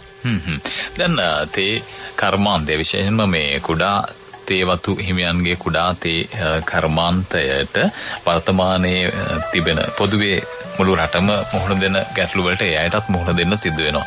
මේ කාරණා එක්ක මේ කුඩා තේ ඉඩම් හිමියන්ගේ නැත්තම් මේ තේ කර්මාන්තය රැක ගන්න ඕන තත්ත්වයක තියෙනවද දැනට? ප්‍රසන්න ඇත්තටම මේ වර්තමානය තුල රටේ යම් මතුවෙච්චි අපි බලාපොරොත්තු නොවිච්ච තත්ත්වයන් හමුවේ කුඩා තේවතු හිමියොත් විශාල අපහසුතාවයන් වලට ලක් වුණා. හැබැයි ඔවුන් ඊ타ත්ම බුද්ධිමත්, ඊ타ත්ම ශක්තිමත්, ඔවුන් බොහොම කැපවීමෙන් ඒ දැනිච්ච පීඩනය අවම කරගන්න බොහෝ මේ ග්‍රාමීය ගොවි ප්‍රජාව කටයුතු කළා. ඔවුන් හරි ධෛර්යවන්ත කණ්ඩායමක්. එහෙම මේ ප්‍රශ්නවලට පසුබහින කණ්ඩායමක් නෙමෙයි මේ කුඩා තේවතු හිමියෝ. මොකද ඒගොල්ලන්ට ඔය විශේෂයෙන්ම තමුන්ගේ නිෂ්පාදන අලෙවි කර ගැනීමේදී ඒ වගේම පොහොර නිසි පරිදි අර භාවිතා කරපු පුරුදු වෙච්චි ක්‍රමයට නොලැබීම නිසා අස්වනු අඩුවීම වගේ දේවල් සිද්ධ වුණාම ගොවින් අලුත් දේවල් අත්හදා බලන්න පටන් ගත්තා. තමුන්ගේ ඉඩම් වල කොම්පෝස්ට් හදන්න පටන් ගත්තා. වටපිටාවේ තියෙන රසායනික පොහොර වෙනුවට පාවිච්චි කරන්න පුළුවන්. තේ පරීක්ෂණ ආයතනයම මඟ පෙන්වීම කරලා තියෙන නිර්දේශ දීලා තියෙන කොළ පොහොර වර්ග තියෙනවා. දැන් ඔය පල් සූර්යකාන්ත, ග්ලිරිසීඩියා, එරබදු ඒ වගේ මේ ශාක කොටස් හොඳට නයිට්‍රජන් වැඩිපුරම තියෙන ඒවා මිනිස්සු හොයාගෙන ගිහිල්ලා ඒවා වැඩිපුර දාලා කොම්පෝස්ට් තමුන්ගේ පොඩි ගොඩවල් හරි ඉඩම් වල හදන්න පටන් ගත්තා. ඒ වගේ හොඳ නැඹුරු වීමක් එහෙමත් නැත්නම් ප්‍රවණතාවයක් ගොවින් ප්‍රායෝගිකවම අනුගමනය කළා. ඒ නොකරපු අයත් ඇති. ඒ නිසා ඕන අර පොහොර හිගතාවේ නිසා වෙන්න තිබිච්ච විශාල අඩුවීමක් වළක්ව ගන්න විශාල කැපවීමක් කරලා උනන්දුවෙන් කටයුතු කළා. ලෝක වෙළඳපළට තේ අපනයනය කිරීමේදී තේවල ගුණාත්මක භාවය වැදගත්නේ. එතකොට මේ තේ වගාවේ ගුණාත්මක තේදළු නිෂ්පාදනය කරන්න තේ වගා කරන අය විදිහට මොනවද කරන්න තියෙන ප්‍රධානම කාරණා? ප්‍රසන්න ඇත්තටම මේ තේ වගාවේ තේ නිෂ්පාදනය ආරම්භ වෙන්නේ ඉඩමෙන්. කර්මාන්ත ශාලාවේ නෙමෙයි. අපි හිතාගෙන ඉන්නවා මේ තේ නිෂ්පාදනය කෙරෙන්නේ කර්මාන්ත ශාලාවේ කියලා. නෑ. ගුණාත්මක තේ නිෂ්පාදනයක් ආරම්භ වෙන්නේ ඉඩමෙන්. එතකොට මේ තේ නිෂ්පාදනය සඳහා මූලික අමුද්‍රව්‍ය වෙන්නේ දළු. එතකොට දළු නෙලාගන්නේ අපේ ඉඩමේ තියෙන තේ පඳුරු වලින්. එතකොට අපි තේ වගාව කියලා කියන්නේ ව්‍යාපාරයක්. මේක ව්‍යාපාරික අරමුණකින් කරන්නේ. ආදායමක් ගන්න බලාපොරොත්තුෙන් තමයි අපි ආදායම වගේම වියදම අවම කරලා වැඩි ලාභයක්. ඒකනේ ව්‍යාපාරික අරමුණු. එතකොට මේ වැඩි ලාභයක් අපේක්ෂාවෙන් කරන වගාවක යම් යම් නිර්දේශ තියෙනවා. ඒ නිර්දේශ අනුගමනය කිරීම ඉතාමත්ම වැදගත් වෙනවා. දැන් තේ නිෂ්පාදනයේ සඳහා අමුද්‍රව්‍ය හැටියට භාවිතා කරන අමුදළු ගුණාත්මක අමුදළු සැපයුවොත් තමයි අපිට හොඳ තේ නිෂ්පාදනයක් කරන්න පුළුවන්. ගුණාත්මක අමුදල්ලක් කියලා අපි කියන්නේ ප්‍රසන්න දැන් සාමාන්‍යයෙන් තේ කර්මාන්ත ශාලාවකට වඩාත්ම උචිත වෙන්නේ අපි දන්නවා තේ දල්ලේ උඩ කෙළවරම තියෙන තිරය. අපි ඒකට කියනවා ගිරිය කියලා. තිරය සහ නොමේරු පත්‍ර දෙකක් හෝ තුනක්. පත්‍ර මෝරන්න මේ පත්‍රවල තියෙන රසායන ද්‍රව්‍ය ප්‍රමාණය අඩු වෙනවා. දැන් තේවල ඔබ දන්නවනේ දැන් තේ වෙන්දේසියට ගියාම නිෂ්පාදිත තේවල රසය, සුවඳ, වර්ණය ඔවා තමයි පරීක්ෂා කරලා මිල තීරණය කරන්නේ.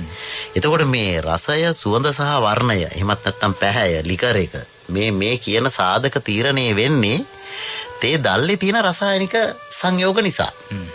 විශේෂයෙන්ම රසායනික සංයෝග ඉතා විශාල සංඛ්‍යාවක් තේ දල්ලක තියෙනවා. පොලිෆීනෝල් ඔක්සිඩේස්, කැෆේන්, වෙනත් ඇමයිනෝ අම්ල විශාල සංඛ්‍යාවක් තිබෙනවා. මේකෙන් තමයි මේ තේවල රසය විශේෂයෙන්ම රසය, පැහැය දැන් වෙළඳපොලේ ඉහළ මිලක් ලැබෙන්නේ කළු පාටින් වැඩි තේ, කළු තේවලට. එතකොට ඒ කළු තේ වැඩි ප්‍රමාණයක් නිෂ්පාදනය කරන්න පුළුවන් අපි නෙලා ගන්න දළුවල පොලිෆීනෝල් වැඩිපුර තියෙනවා නම්. ඒතර පොලිෆීනෝල් තියෙන්නේ නොමේරු දළුවල. ඒතර දල්ල නොමේරු අවස්ථාවේ නෙලා ගන්නත් ඕන. ඒ නෙලාගත්ත දල්ලට හානි නොවි කර්මාන්ත ශාලාව දක්වා ප්‍රවාහනය කරන්නත් ඕන. තේ දල්ලේ කතාව එසේ මෙසේ කතාවක් නෙමේ, ගොඩක් තොරතුරු තියෙනවා. අපි මේ පැයපුවත් ප්‍රකාශයෙන් අනතුරුව ඒ ගැන වැඩි දුරටත් තව කතා බහ කරමු.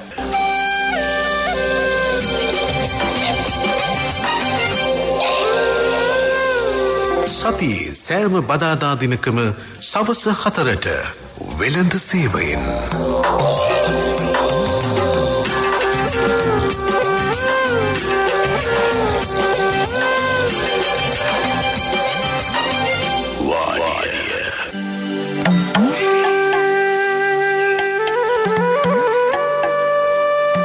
ඇන්දවේ 5 විනාඩි 7යි වෙලාව.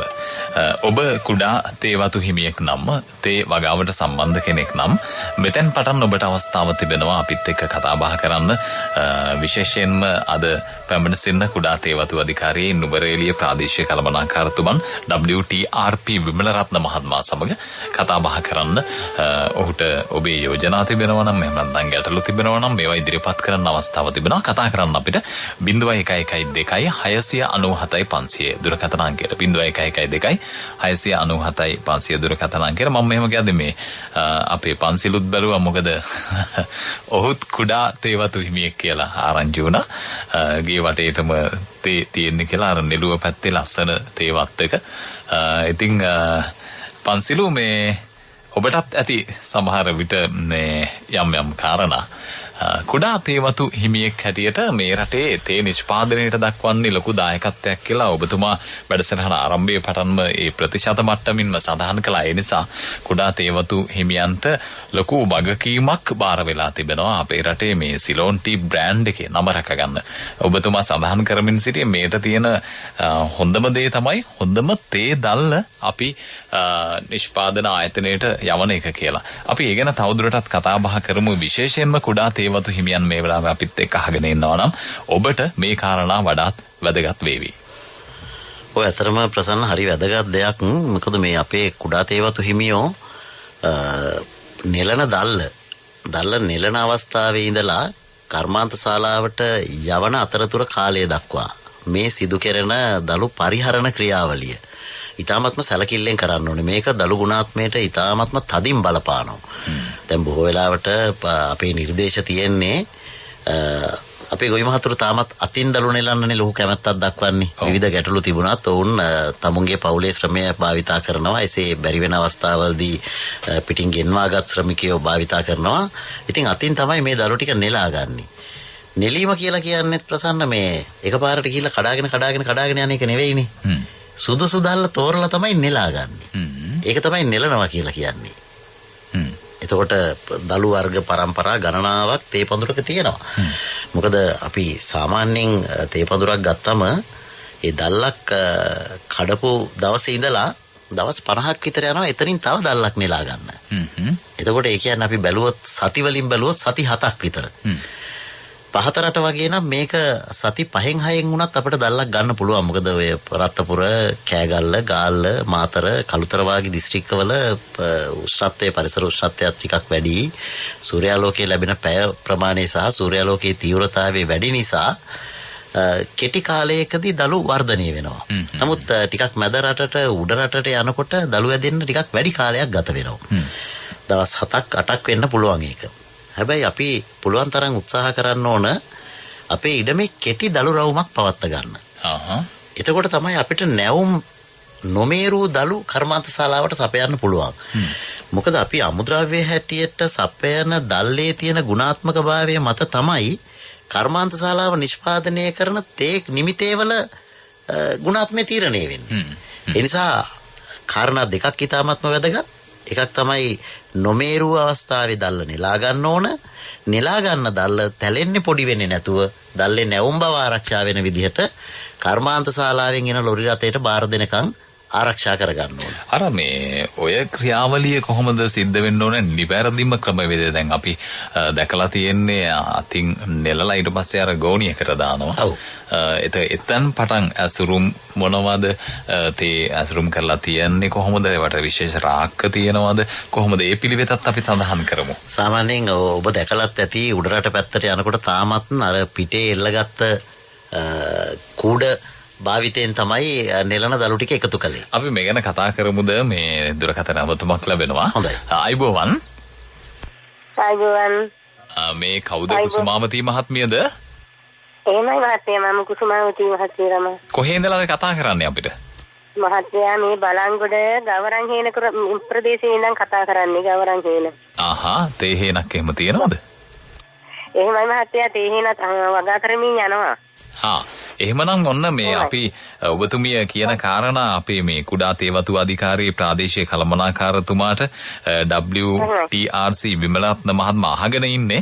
ඉතින් ඔබට කියන්න පුළුවන්. එහෙමයි මහත්තයා. ආයිබෝන් මහත්තයා. ආයිබෝන්. මහත්තයා මම තේ අක්කර භාගයක තේ දැම්මා. ඒකට මේ කාණු ගල් ඇටි වලට හම්බුනේත් නෑ.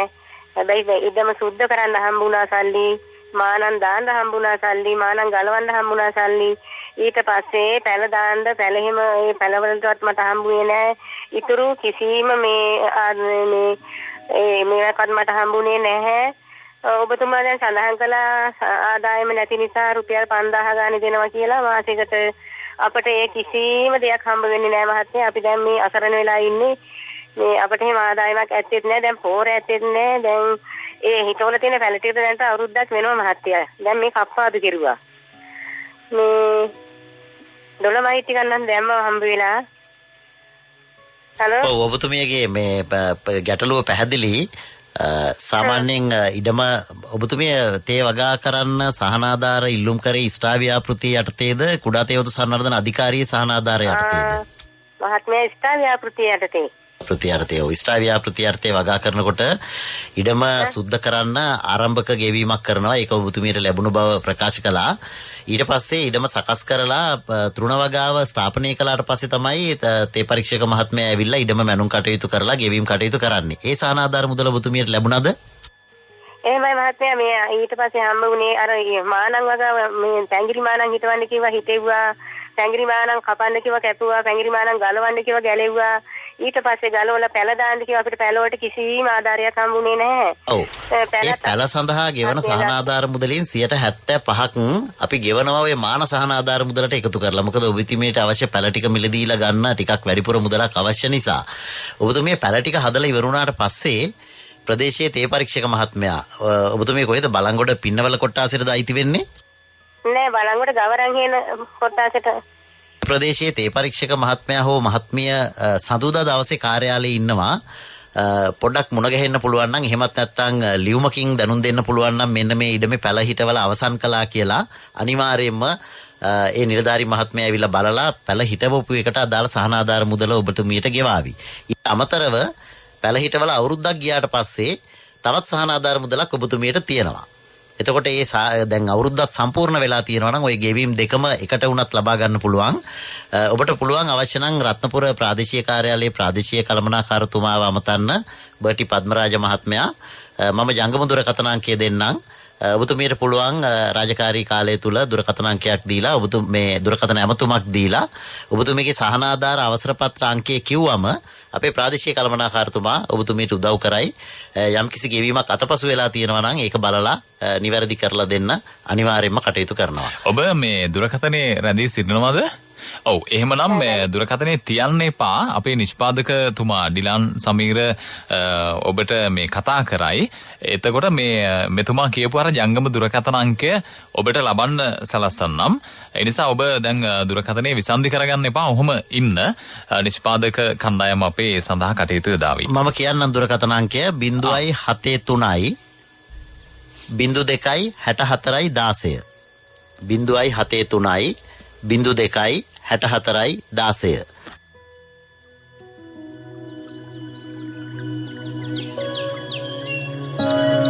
0.73 02 64 16 ප්‍රාදේශීය කළමනාකරු රත්නපුර. හරි. දැන් එතුමියට වගේම මේ රත්නපුර ප්‍රාදේශීය කළමනාකාර බල ප්‍රදේශයට අයිති අයට මේ අංකයට කතා කරලා ඒ වගේ වැඩිතරතුරු දැනගන්න පුළුවන්කම තිබෙනවා. ඔව් අපේ විමරත්න මහත්මයා අපි කතා කරමින් සිටිය අර තේ නෙලන අවස්ථාවේ සිට. ඉතින් මේ දලු කූඩය ටිකක් කල් යනකොට ප්‍රසන්න මහත්තයා ටිකක් අපහසුයි වගේ ගොවි මහතුරුන්ට දැනලා මේක ටිකක් භාවිතා කිරීමට අදිමදි වුණා. ඊට පස්සේ ඉතින් ඔය පොහොර කවර ගෝණි රෙදි මලු වගේ දේවල් තමයි දලු නෙලීම සඳහා පාවිච්චි කළේ. හැබැයි මේකට ඉතාමත්ම හොඳ නිර්මාණයක් ශ්‍රී ලංකා තේ පරීක්ෂණ ආයතනය අඳුන්වලා දුන්නා සැහැල්ලු දලු කූඩය. රත්නපුර පහතරට මධ්‍යස්ථානයේ ආචාර්ය එම්.ඒ. විජේරත්න මැතිතුමා දීර්ඝ කාලීනව පරීක්ෂණ කරලා මේ සැහැල්ලු දලු කූඩයක් අඳුන්වලා දුන්නා. මේක රෙදි වලින් නිර්මාණය කරලා තියෙන්නේ මේ එස්ලෝන් බට පාවිච්චියෙන්. අර බර කියන එක දලු නෙලන්නියට දැනෙන්නේ නැහැ මේ කූඩේ නිසා. මොකද මේ දැල්ල ගහෙන් වෙන් කරලා ගත්තට මේ දැල්ල මේ හුස්ම ගන්නවා. ශ්වසනය කරනවා. වායු හුවමාරුව සිද්ධ වෙනවා කණ්ඩවම. ඉතින් අර පෝරමල්ලකට වාගේ දලු නෙලනකොට මේ පිට කරන වාතයේ උෂ්ණත්වය බැහැර වෙන්නේ නැහැ. මොකද අර පෝරමල්ලේ නයිලෝන් නූල් වලින් මේක වියලා තියෙන්නේ. තැම්බෙන්න බලනවා. ඉතින් දළු වලට සිද්ධ වෙන්න තියෙන හානිය ඉතාමත්ම වැඩි. මොකද උෂ්ණත්වය වැඩි වෙන්න අර දැල්ලේ තියෙන ජෛව රසායනික සංයෝග එහෙම නැත්නම් අර ඇමයිනෝ අම්ල වගේ දේවල් විනාශ වෙන්න බලනවා. ඒක උෂ්ණත්වයට ඉතාමත්ම සංවේදී. ඔබ දැකලා ඇති තැම්බිච්ච දළු කියලා සමහරට ඔය ලොරි වල පටවගෙන යන ගෝණි වල අඩියේ තියෙන දුඹුරු පාට වෙච්ච දළු. ඉතින් මේකෙන් ගුණාත්මක තේ හදන්න බෑ. ඒ නිසා අර හොඳට වායු සංසරණය වෙන කූඩයක් පාවිච්චි කරන්න පුළුවන් නම් දළු නෙලනකොට ඒක ඉතාමත්ම වැදගත්. ඒ වගේම තමයි දළු නෙලන අවස්ථාවේදී මේ නෙලා ගන්න දළු ටික අතේ ඕනවට වැඩිය ගුලි කරලා තියාගන්න හොඳ නෑ. මොකද මේ දැල්ලේ අර මං කියවනේ වැදගත් රසායනික සංයෝග ගණනාවක් තියෙනවා කියලා පොලිෆිනෝල් ඔක්සිඩේස් කැෆීන් ඒ වගේ විවිධ ඊට පස්සේ වර්ණක තියෙනවා තියා රුබිජින් තියා ෆ්ලේවින් වගේ ප්‍රධාන වර්ණක තියෙනවා මේ වර්ණක මේ රසායනික සංයෝග බොහොම තුනී සිවියකින් වෙන්වෙන්ව තමයි තියෙන්නේ. මේක මිශ්‍ර වෙලා නැහැ. මේක මිශ්‍ර වෙන්නේ අර කර්මාන්ත ශාලාවට ගිහිල්ලා රෝලට දාලා අඹරනකොට. ඉතින් අර අතේ මේක තද කරලා දළු ටික තියාගෙන ඉන්නකොට අර සෛල බිත්ති පුපුරලා මේ රසායනික සංයෝග මුහු වෙනවා. මිශ්‍ර වෙනවා. මිශ්‍ර වෙච්ච ගමන් ප්‍රතික්‍රියාව පටන් ගන්නවා. ඒ ප්‍රතික්‍රියාව තමයි තේවල රසය සුවඳ පැහැ ඔක්කොම තීරණය කරන්නේ.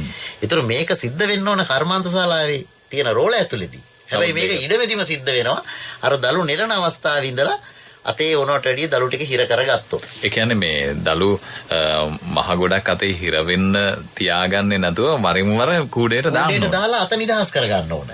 අත නිදහස් කරගන්න ඕන. ඊට පස්සේ මේ වරින් වර කූඩේට දානකොට අර උෂ්ණත්වය පිට වෙලා යනවා. දළු වලට හොඳට මේ වායු හුවමාරුවට අවකාශ ලැබෙන නිසා එහෙම තැම්බීමක් සිද්ධ වෙන්නේත් නැහැ. අර අත්ලේ ඕනට වැඩිය රඳව ගන්න නැති නිසා පොඩි වීමක් සිද්ධ වෙන්නේත් නැහැ. ඒ පොඩි වෙච්ච දළු වල ඔබ දැකලත් ඇති ඇත්තටම මේ කහට පිපෙනවා කියලා අපි කියන්නේ. දැල්ලක් තැළුණාම පොඩි වුණාම නැමුණාම කහට පිපෙනවා. නැමුණු තැනින්. ඒ කහට පිපීම තමයි පිපෙන කහට තමයි අපේ කහට රසය. ඉතින් ඕක සීමිත කාලයක් තුල ওই කහට පිපීම නතර කරගන්න ඕන අපි. කර්මාන්ත ශාලාවේදී. හැබැයි දැන් ඉඩමෙදිම ඕක කෙරෙන්න පටන් ගත්තොත් අපේක්ෂිත කාලයට වඩා විශාල කාලයක් අර ප්‍රතික්‍රියාව සිද්ධ වෙන පටන් ගන්නවා. පටන් අරගෙන අහිතකර ද්‍රව්‍ය තමයි නිර්මාණය වෙන්නේ. ඕනම දෙයක් ඕනවට වැඩිය කාලයක් කරන්න ගියාම මේකේ විනාශයක් නෙවෙන්නේ. එතකොට මේ අහිතකර ද්‍රව්‍ය වලින් තේවරට එකතු වෙන්නේ අමිහිරි රසයක්. ඒ වගේම සුද්ධ ජීවී ක්‍රියාකාරීත්වය වැඩි වෙනවා. ගුණාත්මය බාල වෙනවා. ඒතර එවැනි තේ වලට අපිට ලෝක වෙළඳපොලේ ඉහළ මිලක් ලැබෙන්නේ නැහැ. තේ වෙන්දේසියෙන් අපිට ඉහළ මිලක් හම්බ වෙන්නේ නැහැ. ඒ නිසා ඊටාත්ම වැදගත් නෙලන දළු ටික වරින් වර කූඩේට දාගෙන අත් දෙක නිදහස් කරගන්න ඕන. දළු වල තැලෙන්න පොඩි වෙන්න තියෙන ඉඩකඩ අඩු කරගන්න ඕන. ඊට පස්සේ මේක මේ ගබඩා කරලා තබා ගැනීමේ ක්‍රමවේදය මොකක්ද? ඔව් අත වශයෙන්ම අපි කියන්නේ නෙලන දළු ටික කූඩේ භාගයක් විතර පිරෙනකොට ඒ කූඩේ හිස් කරන්න ඕන. ඒක හිස් කරන්න ඕනත් මේ වැලිය හැරෙ මෙහෙ එකතු වෙන්නේ නැති බොහොම පිරිසිදු මතු පිටකට. සාමාන්‍යයෙන් අපි ඕනම තේ කෑල්ලක පුංචි මඩුවක් හදලා තියෙනවා. දළු මඩුව කියලා අපි ඔකට කියනවා. ඉතින් සමහර වෙලාවට ඕක ගොම මැටි ගාලා හදාගත්ත ඒවත් තියෙනවා. වර්තමානයේ නම් හොඳට සිමෙන්ති දාලා සකස් කරගත්ත ඒවත් තියෙනවා. ඉතින් අර ගොම මැටි ගාලා හදාගත්ත පොළවක උනත් ඉතිරියද්දක් වාගේ දෙයක් කරලා ඒක උඩට තුනී කරලා තියන්න පුළුවන්. මේක ගොඩාක් උසට තුනී කරලා තියන්නෙත් නෑ. අපි අඩියක් විතර වාගේ ප්‍රමාණයක් දක්වා තමයි දළු ටික නෙලපු දළු ටික ගෙනහලා අසුරන්නේ. මේ දළු ටික හැම වෙලේම තියන්න ඕන හෙවණක. අවුව වැටෙන්න බෑ දළු නෙලුවට පස්සේ. එහෙම තිබුණොත් දළු මැලවිලා ගිහිල්ලා අර රසායනික ද්‍රව්‍ය වලට හානි සිද්ධ වෙන්න පුළුවන්. ඒ නිසා සෙවණ සහිත ස්ථානයක පිරිසිදු මතු පිටක කර්මාන්ත ශාලාවෙන් ගෙනියන්න එනකන් දළු ටික තියාගන්නවා. ඊට පස්සේ අපි දන්නවා සාමාන්‍යයෙන් ග්‍රාමීය ප්‍රදේශවලට ඒ ලොරි රථය එන වෙලාව. ඒ ලොරි රථය එන්න පැය කාලයකට භාගයකට කලින් තමයි දළු ටික ගෝණි වලට අහුරන්නේ. අපි දැන් ගෝණියනේ ලොරියට බාර දෙන්නේ.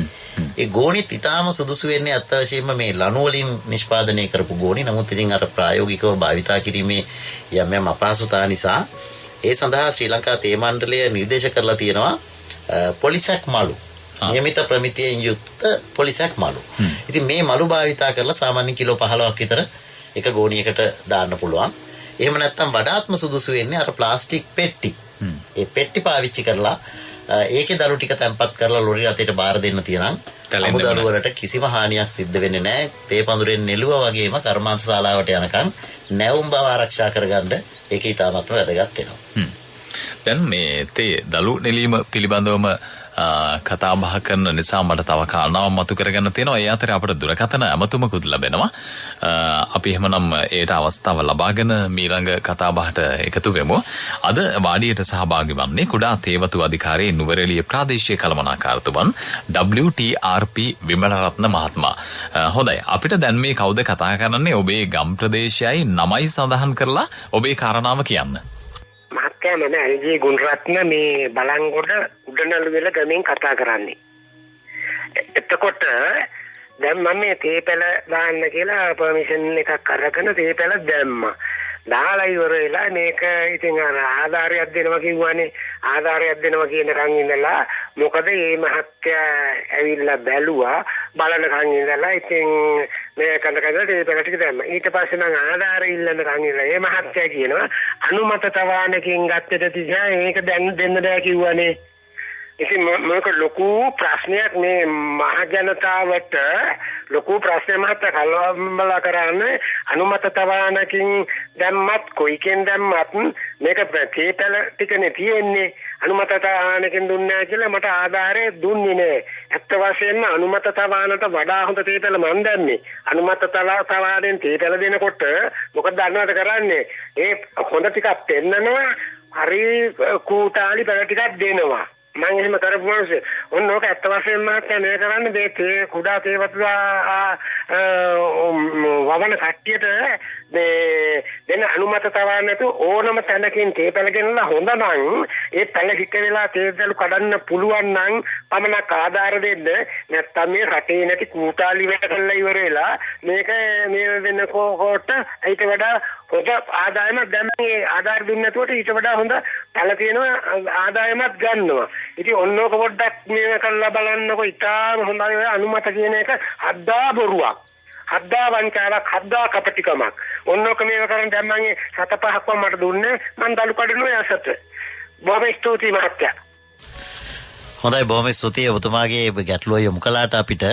අත වශයෙන්ම මේ අනුමත තවානක් කියන එකෙන් අපි අදහස් කරන්නේ සාමාන්‍යයෙන් තේපැල තවානක් දාන්න පෙර ඉඳලාම කුඩා තේවතු සංවර්ධන අධිකාරියත් ශ්‍රී ලංකා තේ පරීක්ෂණ ආයතනයත් විවිධ අවස්ථාවලදී ඒ තවාන් භූමියේ ඉඳලම පරීක්ෂා කරලා බලනවා මේ නිෂ්පාදනය කරන පැල වගාව සඳහා උචිත මට්ටමට ඒ තියෙන නිර්දේශිත පිළිවිතරයන්ට අනුකූලව තවන්කරුවා ඉටු කරනවාද නැද්ද කියන එක.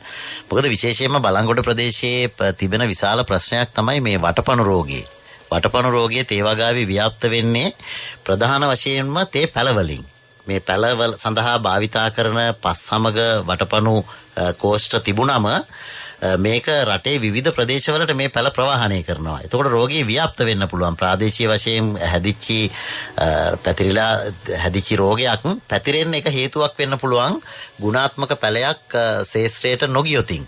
ඉතින් මේ පැලේ ගුණාත්මක බව තහවුරු කිරීම සඳහා තමයි අනුමත තවානකින් පැල මිලදී ගන්න කියන තාක්ෂණික නිර්දේශය දීලා තියෙන්නේ.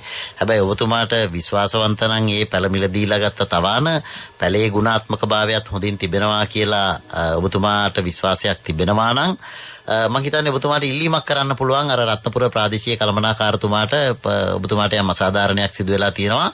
ඒ නිසා ඒක පරීක්ෂා කරලා බලලා මට සහනයක් ලබා දෙන්න කියලා අනිවාර්යයෙන්ම කුඩා තේ වතු සංවර්ධන අධිකාරිය එවැනි ඉල්ලීම් පිළිබඳව නිරන්තරව කටයුතු කරන්න සූදානමින් ඉන්නේ. ඒ නිසා මේ ගොවීන්ගේ සහ වගාවේ සුරක්ෂිතතාවය සඳහා තමයි අනුමත තවානකින් පැල මිලදී ගන්න කියලා කියන්නේ. එහෙම නැතුව ඒක වංචා සහගතව ඉටු කිරීම සඳහා ප්‍රවේශයක් හදලා දීලා තියෙනව නෙමෙයි.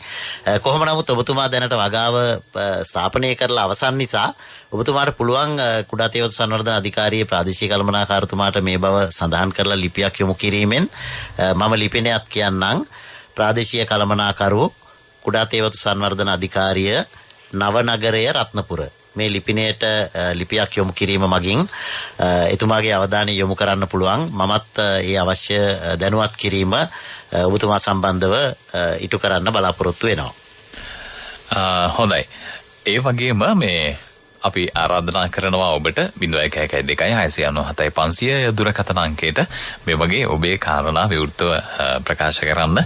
මොකද මේ කුඩා තේ වතු අධිකාරියම නියෝජනය කරමින් එහි නුවරඑළිය ප්‍රාදේශීය කළමනාකාරතුමාන් WTRP බිමරත්න මහත්මයා මැදිරියේ එතුමා බොහොම විවෘතව මේවට පිළිතුරු සපයනවා. ඒ කාරණාව අපි අගය කරනවා. මේ මම අර සඳහන් කරමින් සිටියේ දලු නෙලීමේ අවස්ථාව ඉස්සර කර්මාන්ත ශාලාව දක්වා යවන අවස්ථාව දක්වා සමහර කාලවකමානු එනවා නේද මේ අපේ විමලරත්න මහත්මයා මේ තේ කර්මාන්ත ශාලා සමහරට වහලා තියෙන දවස් කිහිපයක් එළඹෙන්න පුළුවන්. විශේෂයෙන්ම සිංහල අලුත් අවුරුදු කාලේ එහෙම මේ වගේ අවස්ථාවලදී තේ දලු නිෂ්පාදනය කරන ඉඩම් හිමියා අනුගමනය කරන්න ඕන පිළිවෙත් තිබෙනවා නේද විශේෂයෙන්? ඔව් පැහැදිලිවම මේ ප්‍රසන්න මේ තේ වගාව කියන එක යම් විධිමත් කාලසටහනකට අනුව සංවිධානය වෙච්ච වගා ක්‍රමයක්. මේ කාලසටහන නිර්මාණය වෙලා තියෙන්නේ විශේෂයෙන්ම දේශගුණික සාධක පාදක කරගෙන. ඒ දේශගුණික සාධකත් එක්කලම තමයි අපේ අනිත් සංස්කෘතික උත්සවත් ඇතරම යෙදිලා තියෙන්නේ. දැන් සිංහල අලුත් අවුරුදු කාලේ කියන්නේ සාමාන්‍යයෙන් කර්මාන්ත ශාලාවල් වල දින 8ක් 7ක් වැඩ නතර කෙරෙන කාලේ. ඉතින් මෙවැනි වකවානු වල විවිධ තාක්ෂණික නිර්දේශ අපි දීලා තියෙනවා කුඩා තේ වතු හිමියන්ට අනුගමනය කරන්න. සාමාන්‍යයෙන් අපි දන්නවා ඒ වගේ උත්සව සමයක් එනවා නම් අපි කියන්නේ අර බාල දලු සෙට් එක. එහෙමත් නැත්නම් අපි කියනවා අරිම්බු කියලා. කියන්නේ හරියටම නම් නෙලන්න ඕන මේ සතිය නෙමෙයි ඊළඟ සතියේ. ඒ බාල දලු පරම්පරාවත් එක්කලම නෙලාගෙන අපිට ඒ අවස්ථාවේදී අර ඉදිරි තව සතියක් කල් දා ගන්න පුළුවන් දලු කඩන එක වාරයක් මග හැරව ගන්න පුළුවන්. ඒත් එක්කලම මම හිතන්නේ ශ්‍රී ලංකා තේ මණ්ඩලයත් මේ සම්බන්ධව දැනුවත් කරලා ඒ කර්මාන්ත ශාලාවලට අදාළ උපදෙස් නිකුත් කරලා තියෙනවා. කලින් දැනුවත් කරන්න ඕන කර්මාන්ත ශාලාව වහන්නේ කවද්ද, නැවත දලු ගැනීම බාරගන්නේ කවද්ද. ඒ වගේ කිසියම් විධිමත් ක්‍රමවේදයක් මේක තුල ගොඩ නැගිලා තියෙනවා. ඒ නිසා ගොවියා තමුන්ගේ ඉඩමේ කටයුතු කළමනාකරණය කරගන්නවා. මේ අහිතකර එහෙමත් නැත්නම් මේ බලාපොරොත්තු වෙන විවේක කාලයේ එහෙමත් නැත්නම් නිවාඩු කාලයේ මග හැරව ගන්න ඔහු පූර්ව සංවිධානයක් වෙනවා. බොහෝ වෙලාවට දැන් ඔය අත වශයෙන්ම තේ වගා කරන කලාපවල ඔය කාලේ තමයි ප්‍රසන්න තේ කප්පාදුවට ඉතාමත්ම හොඳ කාලේ. මාර්තු අප්‍රේල් ඒ සීසන් එකත් එක්කලා ඔබ දන්නවා වසන්ත සමය තුල තමයි ගස් වැල් වල මල් ගෙඩි දලු දාලා ඒ ස්වභාවික ආශිර්වාදය අපිට කාලගුණයෙන් දේශගුණයෙන් ලැබිලා තියෙනවා. මොදින් සූර්යාලෝකයේ ලැබෙනවා, වර්ෂාපතනීය පැතිරිච්ච වර්ෂාපතනයක් තියෙනවා. ඉතින් ගස්වල නිෂ්පාදන හැකියාව වැඩිපුර දලු හැදෙනවා. ඉතින් අපේ අර වැරදි ක්‍රමවේදයක්ද කියලාත් මට වෙලාවකට හිතෙනවා මේ වැඩිපුර දලු හැදෙන කාලේදී දලු ටික කඩා ගන්න ඕන නිසා අර නිර්දේශිත පිළිවෙත් වලට යන්නේ නැහැ. හැබැයි අපි එවැනි කාලයක තේ වගාව කප්පාදු කළොත් එහෙම ඒ කප්පාදුවෙන් පස්සේ අපට විශාල දලු ප්‍රමාණයක් ඊ타මත්ම හොඳ අස්වැන්නක් ලබා ගන්න ඒක ඊ타මත්ම හොඳ හේතුවක් වෙනවා. ඒ වගේම කප්පාදුවෙන් පස්සේ අතුවල ලියලා වැඩිමත් වේගවත් වෙනවා. හොඳයි අපිට තවත් හැමතුමක් ලැබෙනවා. අයිබෝවන්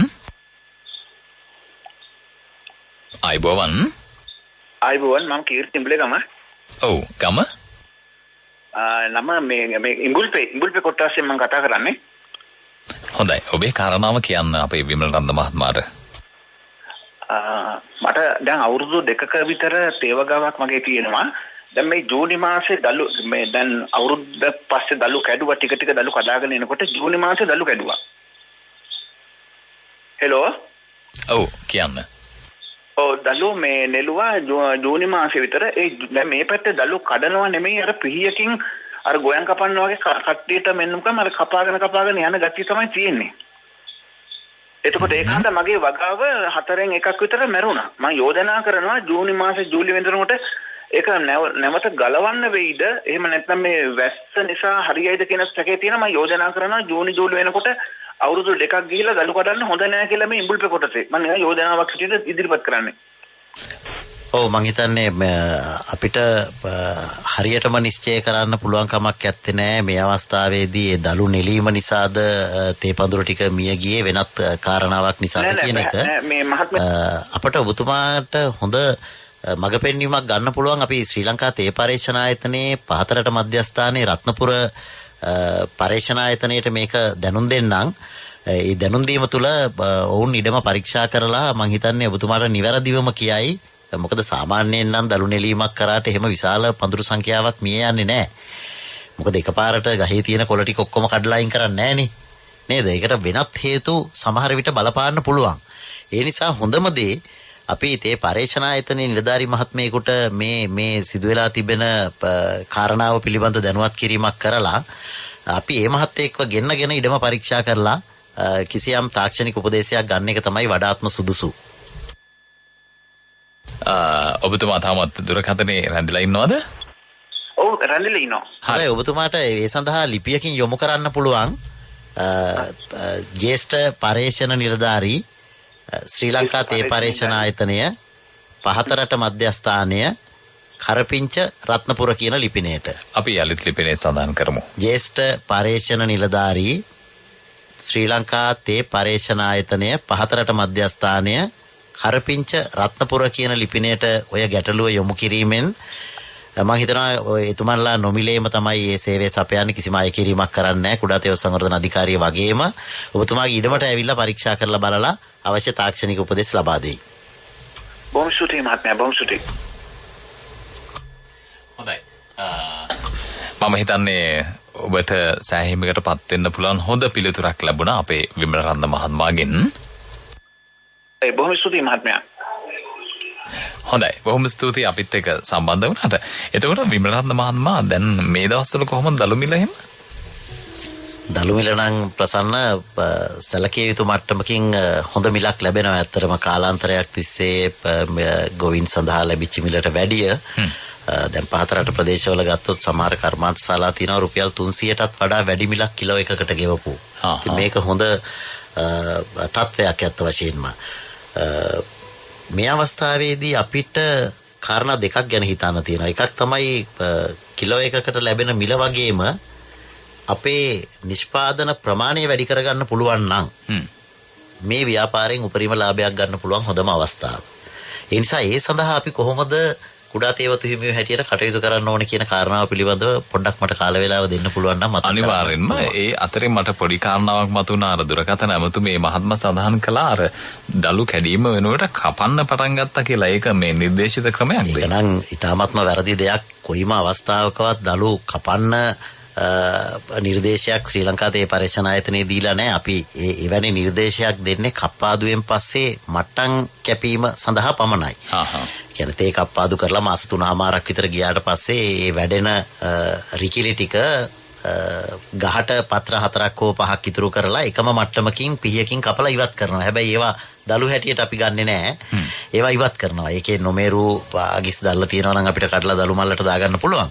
හැබැයි ඒක දලු කැඩීමේ අරමුණින් කරන දෙයක් නෙමෙයි. ගහ පඳුරක් බවට හැඩගස්වා ගැනීම සඳහා තියෙන තාක්ෂණික නිර්දේශිත ක්‍රමයක්.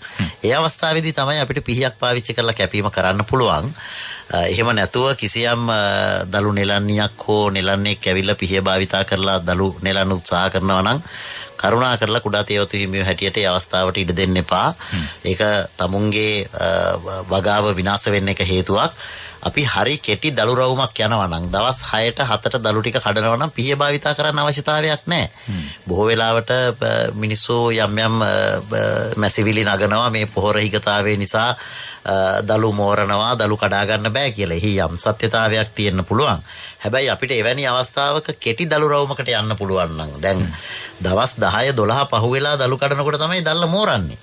අපිට දවස් 6න් 7න් දලු ටික නෙලා ගන්න පුළුවන් වෙන විදිහට දලු රවුමක් අපි සකස් කරගත්තොත් එවැනි දලු වලට කවදාවත් පිහිය භාවිතා කරන්න අවශ්‍ය වෙන්නේ නැහැ.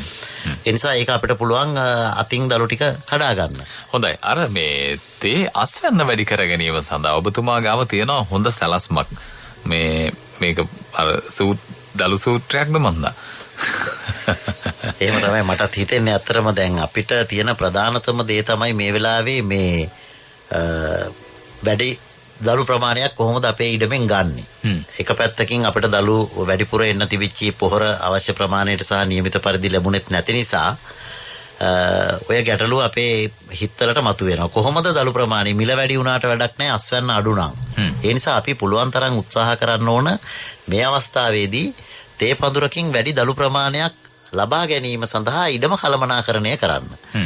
මෙතනදී අපි දන්නවා මේ ඉඩමක තියෙන්න ඕන උපරිම ප්‍රශස්ත පඳුරු සංඛ්‍යාවක්. දැන් අපි තේ අක්කරයක් කියලා ගත්තොත් තේ පඳුරු 4900ක් 4500ක්වත් අඩුම තරමේ දලු කඩන මට්ටමේ තියෙන්න ඕන. අක්කරයකට. ඉතින් මේක අපිට කෙටි කාලීනව ඉක්මනට පැල ටික හිටවලා දලු කඩන මට්ටමට පත් කරගන්න බැරි වෙයි. අපි සාමාන්‍යයෙන් තේ පැලයක් හිටවුවම අවුරුදු 2කමාරක් විතර යනවානේ දලු කැඩීම ආරම්භ කරන්න.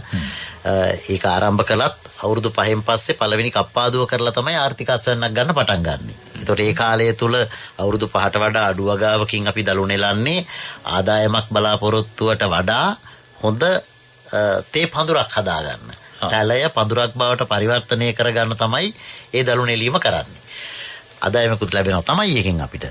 එතකොට අපිට මෙන්න මේ උපරිම පඳුරු සංඛ්‍යාවක් ඉඩමෙන් නඩත්තු කරනවා නම් අපි දන්නවා අපිට වැඩි දලු සංඛ්‍යාවක් ගන්න පුළුවන්.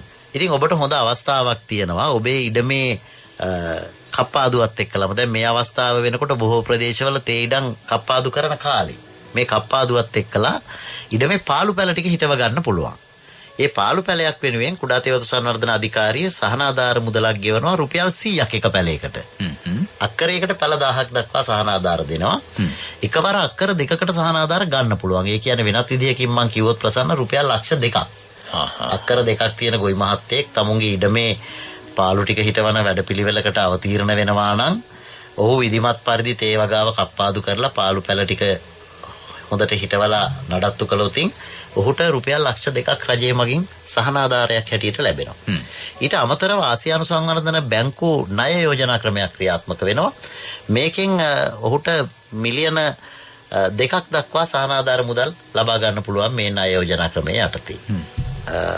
අපිට මේ රජයේ මගින් විශේෂයෙන්ම හඳුන්වලා දීලා තියෙන සහනාධාර සහ බැංකු ණය යෝජනා ක්‍රම භාවිතා කරලා ඉඩමේ තේ පඳුරු ප්‍රමාණය ප්‍රශස්ත මට්ටමට ගෙනෙන එක අත්‍යවශ්‍යම කරන්න ඕන. ඊට පස්සේ අපි බලන්න ඕන මේ දැනට තියෙන තේ පඳුරු වලින් දලු කීපයක් හරි වැඩි කරගන්නේ කොහොමද කියලා. මොකද ඔබ දන්නවා දැන් පහුගිය කාලේ ඔය පොහොර භාවිතය නැති වෙච්ච නිසා සාමාන්‍යයෙන් තේ ගහේ ස්වභාවය තමයි දලු පත්‍ර 4ක් විතර ඇදිලා ස්ටැග් වෙලා තියෙනවා නතර වෙලා තියෙනවා. මේ ක්‍රියාකාරී නෑ පොඩ්ඩක් ඩෝමන්ට් වෙලා පැත්තකට වෙලා ඉන්නවා. අපි ඒකට කියනවා වංගි දලු හැදෙනවායි කියලා. එහෙම නැත්නම් බංජි කියලා කියනවා. මේ වංගි දලු කියන්නේ අක්‍රීය දලු. අක්‍රීයව ඔහු තියනවා එතනින් එහාට ක්‍රියාකාරී දල්ලක් එන්නේ නෑ. ඇක්ටිව් ෂූට් එකක් එන්නේ නෑ. එතකොට දැන් මේ වගේ අවස්ථාවල් වල අපේ තේ පඳුරු වල අර පොහොර දැමීම සාමාන්‍ය ක්‍රමවේදයට සිද්ධ වෙච්ච නැති නිසා පොහොර ඌනතාවයක් වුණාමත් මේ වංගිදළු වැඩි වශයෙන් තේ පඳුරේ හැදෙනවා. එතකොට මේ හැදෙන වංගිදළු ටික ක්‍රමානුකූලව ඉවත් කරගන්න අපේ ගොවි ජනතාව ප්‍රමුඛතාවයක් දෙන්න ඕන. දැන් ඉදිරියට තමුන්නාන්සලාට රසායනික පොහොර ඉදමට යොදනවා නම් රසායනික පොහොර යෙදුවත් වැඩක් නැහැ. තේ පඳුරේ විශාල සංඛ්‍යාවක් වංගිදළු තියෙනවා නම්. මොකද අලුත් දළු ඇදෙන්න ඉඩක් නැහැ. අපි තව මේ ගැන කතා කරමු. දුරකථන ඇමතුමක් ලැබෙනවා. අයබෝවන්. අයබෝවන්. ඔබේ නමයි ගම් ප්‍රදේශයයි සඳහන් කරලා කාරණාව කියන්න. මගේ නම නිමල්තිස්ස. මම වැලියොතුරේ මේ මානල අතනේ වැලියොතුරේ. ඔව්. මම මේ දෙවෙනිනවා ගස්කොලන් ගොඩක් තිබිලා ඒවා මුදුන් කපලා අතුකම්බි ගාලා පරණ තේ තිබෙයිදම ඒක පහක් තියෙනවා. ඉතින් මම ඒකේ තේ හදාගන්න තමයි බලාපොරොත්තු වෙන්නේ. මට ඒක අතුන් ටික දැනගන්න තමයි ඕනේ මේ අර තේ හදාගන්න ඉතින් ඉන්නේ විතර ටිකක් අඩුයි. හොඳයි ඔබතුමා මේ වැදගත් ප්‍රශ්නයක් අපිට යොමු කළේ. ඔබතුමා මාවනැල්ල කිට්ටුව කිව්ව නේද? ඔව් මාවනැල්ල වැලියොතුර කියන ගම. සේවා කොට්ටාසයේ අදාළ වෙන්නේ අරනායකද කෑගල්ල මාවනැල්ලද වඩා කිට්ටු? අරනායක කිට්ටුයි කෑගල්ල කිට්ටුයි. කෑගල්ලෙන් තමයි මම හිතන්නේ වෙන්නේ. කෑගල්ල ප්‍රාදේශීය කාර්යාලයට ඔබතුමාට යන්න පුළුවන් නම් කෑගල්ල ප්‍රාදේශීය කාර්යාලයේ අපේ නිලධාරි මහතුරු ඉන්නවා. සඳුදා දවසට ගිහිල්ලා තේ නැවත වගා කිරීම සඳහා ඉල්ලුම් පත්‍රයක් සම්පූර්ණ කරලා ඉදිරිපත් කරන්න පුළුවන්. එහෙමත් නැත්නම් ඒ කලාපයේ බාර තේ පරීක්ෂක ව්‍යාප්ති නිලධාරි මහත්මයා කොට්ටාස කාර්යාලයේ ඉන්නවා. එතුමාව මුණ ගැහෙන්නත් පුළුවන්. ඒ ඉල්ලුම් පත්‍ර නොමිලේ ලබා දෙන්නේ කුඩා තේ වතු සංවර්ධන අධිකාරියෙන්. ඒ ඉල්ලුම් පත්‍රය සම්පූර්ණ කරලා ඉදිරිපත් කළාම කුඩා තේ වතු සංවර්ධන අධිකාරිය කෑගල්ල ප්‍රාදේශීය කාර්යාලයට යොමු කරාම තේ පරීක්ෂක මහත්මයෙක් ඇවිල්ලා ඔබතුමාගේ ඉඩම බලලා ඔබතුමාට අවශ්‍ය තාක්ෂණික උපදෙස් ටික දෙයි. අනිවාර්යයෙන්ම සානාධාර ලබා ගන්න ඔබතුමාට පුළුවන්. තේ නැවත වගාව සඳහා අක්කරයකට හෙක්ටයාරයකට රුපියල් 6,30,000ක් සහනාධාර හැටියට අපි ලබා දෙන්න කටයුතු කරනවා. හරි නේද? ඔබතුමාගේ ප්‍රශ්නයට පිළිතුරක් ලැබුණා නේද? ඔව් එහෙම බොහොම ස්තුතියි. ඔබතුමාට අවශ්‍ය නම් මට දුරකථන අංකයක් දෙන්නත් පුළුවන්. සටහන් කරගන්න පුළුවන් කමක් තියෙනවා නම් 0.73 02 64 20 0.73 02 64 20 කෑගල ප්‍රාදේශීය කාර්යාලයේ සහකාර ප්‍රාදේශීය කළමනාකාරතුමාගේ ජංගම දුරකථන අංකයයි මම ඔබතුමාට දුන්නේ. දුරකථන ඇමතුමක් දීලා ඔහුව මුණ ගැහෙන්න ඔබතුමාට අවශ්‍ය සියලුම උදව් උපකාර කරાવી. හොඳයි. අපි මේ බොහොම ස්තුතියි ඔබතුමා. අත්‍තරම මේ අද වාඩියට ගොඩ වෙදලා කරන්නේ ලොකු සේවයක්. මේ වගේ ගැටලු තියන අයට නිවැරදි මාර්ගෝපදේශයක් ලබා දීම ගොඩක් වටිනවා. මේ අපි කතා බහ කරමින් සිටි මේ දලු අස්වැන්න වැඩි කර ගැනීම සඳහා ක්‍රමවේදය. දැන් ප්‍රසන්න මේ රජය මගින් ඉදිරියේ සති දෙක තුල කුඩා තේ වතු හිමියන්ට අවශ්‍ය අතිරේක පොහොර නිර්දේශයක් තේ පරීක්ෂණ ආයතනයේ මඟ පෙන්වීමේ යටතේ ඍජු පොහොරක් හැටියට යූරියා ලබා දීමේ වැඩපිළිවෙලක් ක්‍රියාත්මක කරගෙන යනවා.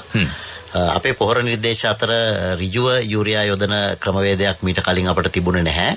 හැබැයි දැන් දීර්ඝ කාලයක් තිස්සේ අවුරුදු 1 මාස 3-4ක් රසායනික පොහොර ඉඩමට නොලැබුණු නිසාම විශාල නයිට්‍රජන් අවශ්‍යතාවයක් තියෙන නිසා තේ පරීක්ෂණ ආයතනයේ මඟ පෙන්වීම යටතේ ඒ යූරියා කුඩා තේ වතු හිමියන් වෙත ලබා දෙන්න වැඩපිළිවෙලක් අමාත්‍යාංශය මගින් ක්‍රියාත්මක කරගෙන යනවා.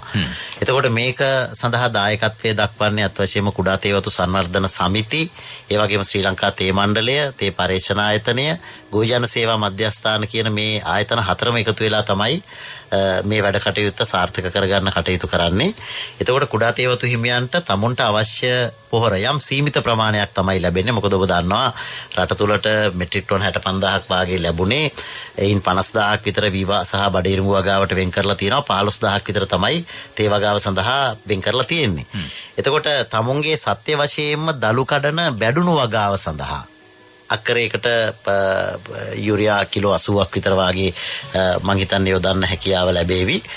ඒ අනුව ඒ තමුන්ගේ අවශ්‍යතාවය සමිතිය හරහා තමුන්ගේ ගම් ප්‍රදේශයේ තියෙන කුඩා තේ වතු සංවර්ධන සමිතිය මගින් ලේඛනගත කරලා ඔවුන්ගේ නිර්දේශයත් එක්කලා කුඩා තේවතු සංවර්ධන අධිකාරියට ඉදිරිපත් කළාම ඒ සමිති නිලධාරීන්ගේ නිර්දේශය මත අවශ්‍ය පොහොර ටික ලබා ගන්න ක්‍රමවේදයක් දැනටමත් නිර්මාණය කරලා තිබෙනවා. ඒ වගේමයි ඔබට යම් ගැටලුවක් තිබෙනවා නම් ප්‍රශ්නයක් තිබෙනවා නම් අපේ ශනික දුරකථන අංකය 1974 1974ට ඇමතුමක් ලබා දීමෙන් ඕනෑම තාක්ෂණික ගැටලුවක් සඳහා ඒ වගේම ඔබට යම් සහනාධාර නොලැබීමක් තියෙනවා නම් ඒ පිළිබඳ පැමිණිලි කිරීම සඳහා දැනට ක්‍රියාත්මක වෙනවා ශනික දුරකථන අංකයක් 1974 මම හිතන්නේ ඒක ඔස්සේත් ඔබට අවශ්‍ය උදව් උපකාර ලබා ගන්න පුළුවන්. අපි කතා කළේ මේ කොහොමද මේ අස්වැන්න වැඩි කරගන්න කියලා ප්‍රසන්න මහත්මයා. අපි නැවතත් ඒකට අවධානය යොමු කළොත් විශේෂයෙන්ම මම කිව්වා මේ අවස්ථාවේ තේ පඳුරු වල තියෙන වංගි දළු සංඛ්‍යාව වැඩි. එනේ වංගි දළු ටික ක්‍රමානුකූලව කඩලා ඉවත් කරගන්න ඕන. ඒ වංගි දළු කඩලා ඉවත් කරගන්නවයි කියලා කියන්නේ ඊළඟට ක්‍රියාකාරී දල්ලක් එන්න අවශ්‍ය ඉඩකඩ අපි හදලා දෙනවා. දැන් ඔය වංගි දළු ටික තේ පඳුරේ තියද්දි කොයිතරම් පෝර දැම්මත් අපිට දළු වෙන ස්ථාන ටික වැහිලානේ තියෙන්නේ. ඒ නිසා මේ අපේ කුඩා තේවතු හිමියන්ට හොඳ අවස්ථාවක් මේ එළඹෙන කාලය තුල තමුගේ තේ පඳුරු ටික පරීක්ෂා කරලා බලලා තියෙන වංගි දළු ටික ඉවත් කරලා ගහ සූදානම් කරන්න ඕනේ. ඊළඟ පෝර ටික යහපත් විදිහට පාවිච්චි කරන්න පුළුවන් තැනට තේ පඳුර පරිවර්තනය කරලා තියාගන්න ඕනේ. එතකොට තමයි අපිට හොඳ අස්වැන්නක් ගන්න පුළුවන්කම ලැබෙන්නේ. දැන් උපරිම තේ පඳුරු සංඛ්‍යාවක් ඉඩමේ හදාගෙන තියෙනවා නම් එක තේ පඳුරකින් කඩන දළු ගාන. දැන් සාමාන්‍යයෙන් තේ පරීක්ෂණ ආයතනය ප්‍රසන්න පරීක්ෂා කරලා දීර්ඝ කාලයක් තිස්සේ නිර්දේශ කරලා තියෙනවා එක තේ පඳුරකින් සතියකට දළු 80ක් කඩන්න පුළුවන් කියලා. ඒ කියන්නේ මේ වර්ග මීටර 8ක් පුරා තේ පඳුර පැතිරෙනවා. පඳුර ගන්න ඕන අපි. ඒ විදිහට ගහ හුරු කර ගන්න ඕන, හැඩ ගස්ස ගන්න ඕන. දළු තලය වර්ග අඩි 8ක් විතර වපසරියක් පුරා පතුර ගත්තම අපිට මේ තේ පඳුරකින් දළු 80ක් විතර සතියකට කඩන්න පුළුවන්. හැබැයි ඉතින් මොන හේතුවද කියන්න අපිට හිතා ගන්න බැරි වෙන්නේ. අද සමහර තේ පඳුර තියෙනවා දළු 10යි 12යි එක පඳුරකින් කැඩෙන්නේ. ඉතින් ඒකට බලපාලා තියෙන්නේ මේ අපි මේ කතා කරන කාරණා. විශේෂයෙන්ම වංගි දැල්ලක් ආවම ගොවි මහතුරුන්ගේ විශ්වාසයක් තියෙනවා මේ වංගිය කඩලා ඉවත් කරන්න හොඳ නැහැ, මේක ගහේ නඩත්තුවට තියෙන්න ඕන කියලා. එහෙම නැහැ. ඒ නිසා මේ වංගි දළු ටික ඉවත් කරලා කප්පාදුව හරියට නිවැරදිව කන්නේට කප්පාදු කරලා දළු රවුම කෙටි දළු රවුමක් පවත්වාගෙන යාම සඳහා තේ පඳුරු ටික හැඩගස්ස ගත්තොත් මම හිතනවා අපිට හොඳ අස්වැන්නකට යන්න ඉතාමත්ම හොඳ අවස්ථාවක් තමයි වර්තමානයේ උදා වෙලා තිබෙන්නේ. මොකද හොඳ පැතිරිච්ච වර්ෂාපතරයක් තියෙනවා මේ වසර තුලත්. ඒ නිසා අපිට වැඩි දළු අස්වැන්නක් ඒක තුල ලබා ගන්න පුළුවන්. ඊළඟට අපි බලන්න ඕන මේ අපි හිතුවොත් එක තේ පඳුරකින් දළු දෙකක් වැඩි කරා කියලා. අපි දන්නවා අක්කරේක තේ පඳුරු 4500ක් තිබුණොත් කෙලින්ම අපිට දළු 9000ක් වැඩිපුර එනවා. ඉතින් සාමාන්‍යයෙන් කිලෝ එකකට අපි දළු 800ක් වාගේ තමයි අල්ලන්නේ. දළු 800ක් 1000ක් අතර ප්‍රමාණයක්. ඊතරම කිලෝ 9ක් අපිට අස්වැන්න වැඩි වෙලා. අපි දළු 1000ක් අල්ලනවා කියලා හිතුවොත් කිලෝ 9ක් අපිට ඊතරම වැඩි වෙලා. ඒ නිසා අපි පුළුවන් තරම් උත්සාහ කරන්න ඕන තේ පඳුරේ වැඩි දළු සංඛ්‍යාවක් ගන්න පුළුවන් ස්ථාන ටික ඉස්සෙල්ලා හදා ගන්න. ඉතින් මේ සඳහා අපිට විවිධ උපක්‍රම පාවිච්චි කරන්න පුළුවන්. අපි නිවැරදි දළු රවුම නඩත්තු කරන්න ඕන. ඒ වගේම වංගි දළු ටික කඩලා අයින් කරන්න ඕන. ඒ වගේම අපිට පෝෂක පසට එකතු කරන එක ඒ අවශ්‍ය ප්‍රමාණයෙන් කරන්න ඕන. පස්සේ pH අගය පරීක්ෂා කරලා pH අගය නිවැරදි කරගන්න දේදිය යුතු ඩොලමයිට් ටික යොදන්න ඕන. අපි රසායනික පොහොර භාවිතා කරනවා නම් රසායනික පොහොර භාවිතා කළාට පස්සේ මේ රසායනික පොහොර වල කාර්යක්ෂමතාවය වැඩි කර ගැනීම සඳහා පත්‍ර වලට සිංක් අපි නිර්දේශ කරලා තියෙනවා තේ පරීක්ෂණ ආයතනේ සිංක් සල්ෆේට් එක. ඒ සිංක් සල්ෆේට් එක දළු නෙලපු දවසට පහුවෙනිදා ස්ප්‍රේ කරන්න ඕන. ඒ පත්‍ර තලය හොඳින් තෙමී යන විදිහට. ඉතින් මෙන්න මේ වගේ මේ පුංචි කාරණා ටිකක් තියෙනවා. අර මේ දළු රවුම ගැන ඔබතුමා නිතරම සඳහන් කළා. මේ දළු රවුමේ ප්‍රමාණය තීරණය කරගන්නේ මොන කාරණා එක්කද? ඔය ඇත්තටම දළු රවුම තීරණය වෙන්නේ මේ ප්‍රසන්න සාමාන්‍යයෙන් අපේ දල්ල ඇදෙන වේගය අනුව. දල්ල ඇදෙන වේගය අනුව තමයි දළු රවුම කෙටිද දිගු දළු රවුමකට යනවද කියලා තීරණය කරන්නේ. ඉතින් යම්කිසි ඉඩමක ඒ ප්‍රශස්ත තත්ත්වයන් ලබා දුන්නොත් සාමාන්‍යයෙන් අපිට පහතරට කලාපේ නම් දවස් 6කට 7කට සැරයක් අනිවාර්යයෙන්ම දළු රවුම පවත්වා ගන්න පුළුවන්. කියන්නේ සතියකට සැරයක් දළු කඩන්න පුළුවන් මම වෙනත් විදියකට කිව්වොත්. ඉතින් මේ මොකද දැන් සමහර අපි මේ මොන දේ කතා කරත් ප්‍රායෝගික ගැටලු තියෙනවානේ. සමහර වෙලාවට ඒ ඉඩමේ දළු නෙලන්න එන්නේ බාහිර ශ්‍රමිකයෝ. ඒතර ඒ අයව හොයාගන්න බැරි වුණොත් ඔන්න දළු ටික කඩන්නේ නැහැ. එතකොට දවස් 7න් දළු කඩන්න ඕන එක දවස් 10 12 සමහරට මාසෙට දෙපාරයි දළු කඩන්නේ. ඉතින් මෙහෙම වෙනකොට ගහත් පුරුදු වෙනවා මාසෙට දෙපාරක් දළු දෙන්න. ඉල්ලන විදියට දෙන්න පුරුදු. ඉල්ලන විදියට තමයි සැපයුව. එතකොට ගහත් පුරුදු වෙනවා මාසෙට දෙපාරක් මේ දළු ටික ඇදෙන විදියට තමයි ගහෙත් මේ පරිවෘත්තීය ක්‍රියාවන් හැඩ ගැහෙන්නේ. ඒ නිසා අපි පුළුවන් තරම් උත්සාහ කරන්න ඕන. මොකද මේ කායික විද්‍යාත්මක ක්‍රියාවලියක් නේ මේ ගස්වල සිද්ධ වෙන්නේ. ඉතින් මේ සඳහා අවශ්‍ය පරිසරය හදලා දෙන්න ඕන ගොවි මහත්තයා. අපිට රසායනික පෝර ටිකක් නිවැරදිව භාවිතා කරන්න පුළුවන් තැනට ඉදිරි කන්නේ තුල මම විශ්වාස කරනවා රටපත් වෙයි. රජයේ පිළිබඳව අවධානය යොමු කරලා තියෙනවා විශේෂයෙන්ම අපේ කුඩා තේවතු හිමියන් සහ තේ ගොවීන්ට අවශ්‍ය පෝර ටික ලබා දෙන්න. ඒ අනුව නිවැරදිව පෝර ටික භාවිතා කරොත් ඒ හැම අවස්ථාවකම ඔය එකතු කරපු කාබනික පොහොර අඩුවකින් තොරව එකතු කරගෙන යන්න ඕන.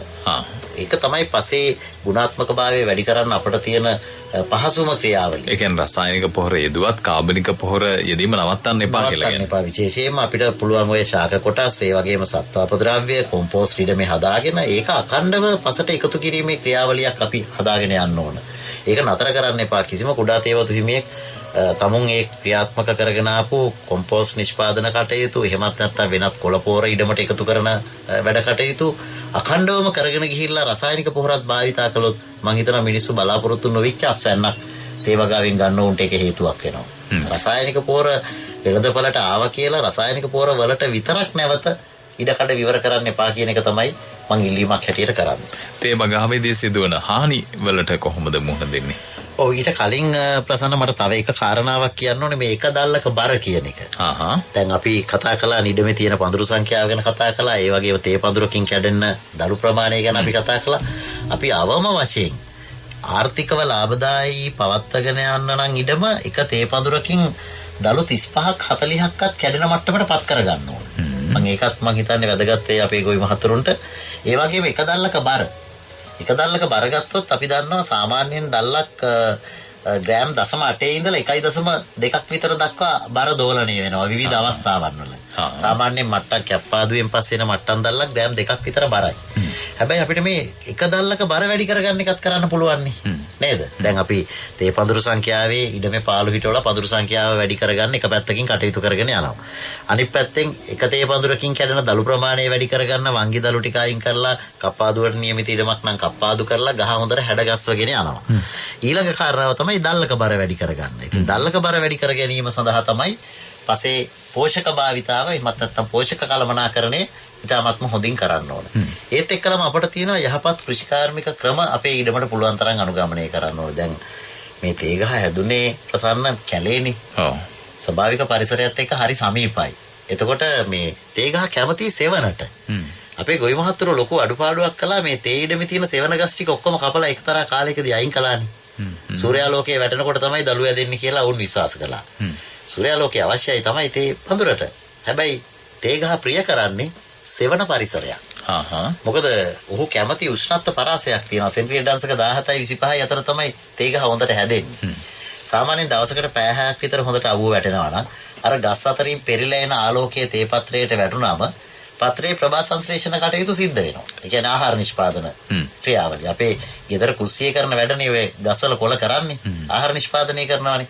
අපි හාල් ගෙනල්ලා, පොල් ගෙනල්ලා, පරිප්පු ගෙනල්ලා, බෝංචි ගෙනල්ලා කුස්සිය උයනවා වගේ තේ ගහෙත් කරන්නේ පොළවේ නයිට්‍රජන්, ෆොස්ෆරස්, පොටෑසියම් ටික අරගෙන ශක්තිය හැටියට සූර්යාලෝකයේ භාවිතා කරලා, වායු ගෝලයේ තියෙන වායුන් පාවිච්චි කරලා, වතුර ටික මුල් මගින් උරාගෙන ආහාර නිෂ්පාදනය කරනවා. ඒ නිෂ්පාදනය කරන ආහාර තැම්පත් කරන්න තමයි අලුත් දළු ඇදෙන්නේ. ඒවා මුල්ලේ වල තැම්පත් කරනවා, කඳේ තැම්පත් කරනවා. ඉතින් අලුත් අංකුර ඇදෙන්න ගහ වැඩෙනවා. මෙන්න මේ නිසා මේ එක දැල්ලක බර වැඩි කර ගැනීමත් අපිට ඉතාමත්ම වැදගත්. අපිට ඔය කාබනික ද්‍රව්‍ය පසට එකතු කරන එක, කොම්පෝස්ට් හදලා දාන එක, නිවැරදි රසායනික පොහොර නිර්දේශිත ප්‍රමාණයෙන් පාවිච්චි කරන එක. රසායනික පොහොර භාවිතයේදී සැලකිලිමත්ම වෙන්න ඕන තමයි නිර්දේශිත ප්‍රමාණයේ ඉක්මවා පොහොර භාවිතාවට යන්න එපා. මේක කළොත් ගහේ ආර්ථික ජීවිත කාලය අඩු වෙනවා. අවුරුදු 25ක් දළු කඩන්න පුළුවන් නම් අවුරුදු 12 13ක් යනකොට වගාව වයස්ගත වෙලා වැහැරිලා ඉවරයි. එතකොට අපිට ආර්ථික අස්වැන්නකට යන්න බෑ. මොකද තේ අක්කරයක් වවන්න විශාල මූලික පිරිවැයක් අපි දරන්න ඕන. ඒ නිසා නැවත වගා කරනවා කියලා කියන්නේ ඒක විශාල විනාශයක්. ඒ නිසා මම කියන්නේ මේ අකාලේ නැවත වගා කරන එක. નિયમિત කාලයේදී අවුරුදු 20ක් 22ක් ගිය වගාව උදුරලා ඉවත් කරලා නැවත වගා කිරීම අනිවාර්යෙන් කරන්න ඕන. අවුරුදු 10න් 12න් යම් ඉඩමක් නැවත වගා කරන්න උනොත් ඒක විශාල අපතේ යාමක් නිසා අපි ඒක හොඳින් කළමනාකරණය කර ගැනීම ඉතාමත්ම අවශ්‍යයි. අපිට ලැබෙන කාල වේලාවත් එක්ක මම අවසාන ප්‍රශ්නේ ඊටම කෙටියෙන් පිළිතුරක් බලාපොරොත්තු වෙනවා. ලංකාවේ විදේශ විනිමය ගෙනෙන අංශයක් විදිහට මේ තේ කර්මාන්තයට අලුතින් ප්‍රවේශ වෙන කෙනෙකුට කර්මාන්තයේ නියුතු අය සඳහා උපදේශන ගැටලු මේ වගේ දේවල් දැනගන්නට මොන වගේ ආයතන එක්කද සම්බන්ධ වෙන්න ඕනේ? ඔව් විශේෂයෙන්ම තේ වගාව සම්බන්ධව කටයුතු කරනවා නම් කුඩා තේවතු සංවර්ධන අධිකාරියත් එක්ක සම්බන්ධ වෙන්න පුළුවන්. මේ අධිකාරියේ සේවාවන් සියල්ලක්ම ඔබට ලැබෙන්නේ නොමිලේ. ඔබට මේ පිළිබඳ වැඩිදුර විස්තර 1974 අපේ ශනික ඇමතුම් අංකයේ ඔස්සේ විමසන්න පුළුවන්. 1974. ඊට අමතරව කාර්යාල වේලාවන් වලදීද අමතන්න ඕන. කාර්යාල වේලාවන් වල ඇමතීම තමයි අපේක්ෂා කරන්නේ.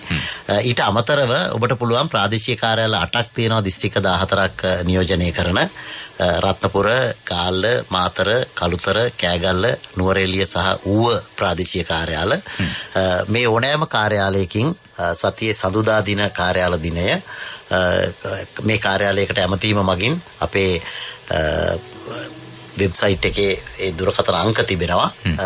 ඒ ඇමතීම මගින් ඔබට අවශ්‍ය අමතර විස්තර ලබා ගන්න පුළුවන්. හොඳයි. මීට අමතරව අපේ සෑම සේවා කොට්ටාසයක්ම ආවරණය වෙන විදිහට තේ පරීක්ෂක ව්‍යාප්ති නිලධාරීන් ගම්මට්ටමින් ඉන්නවා.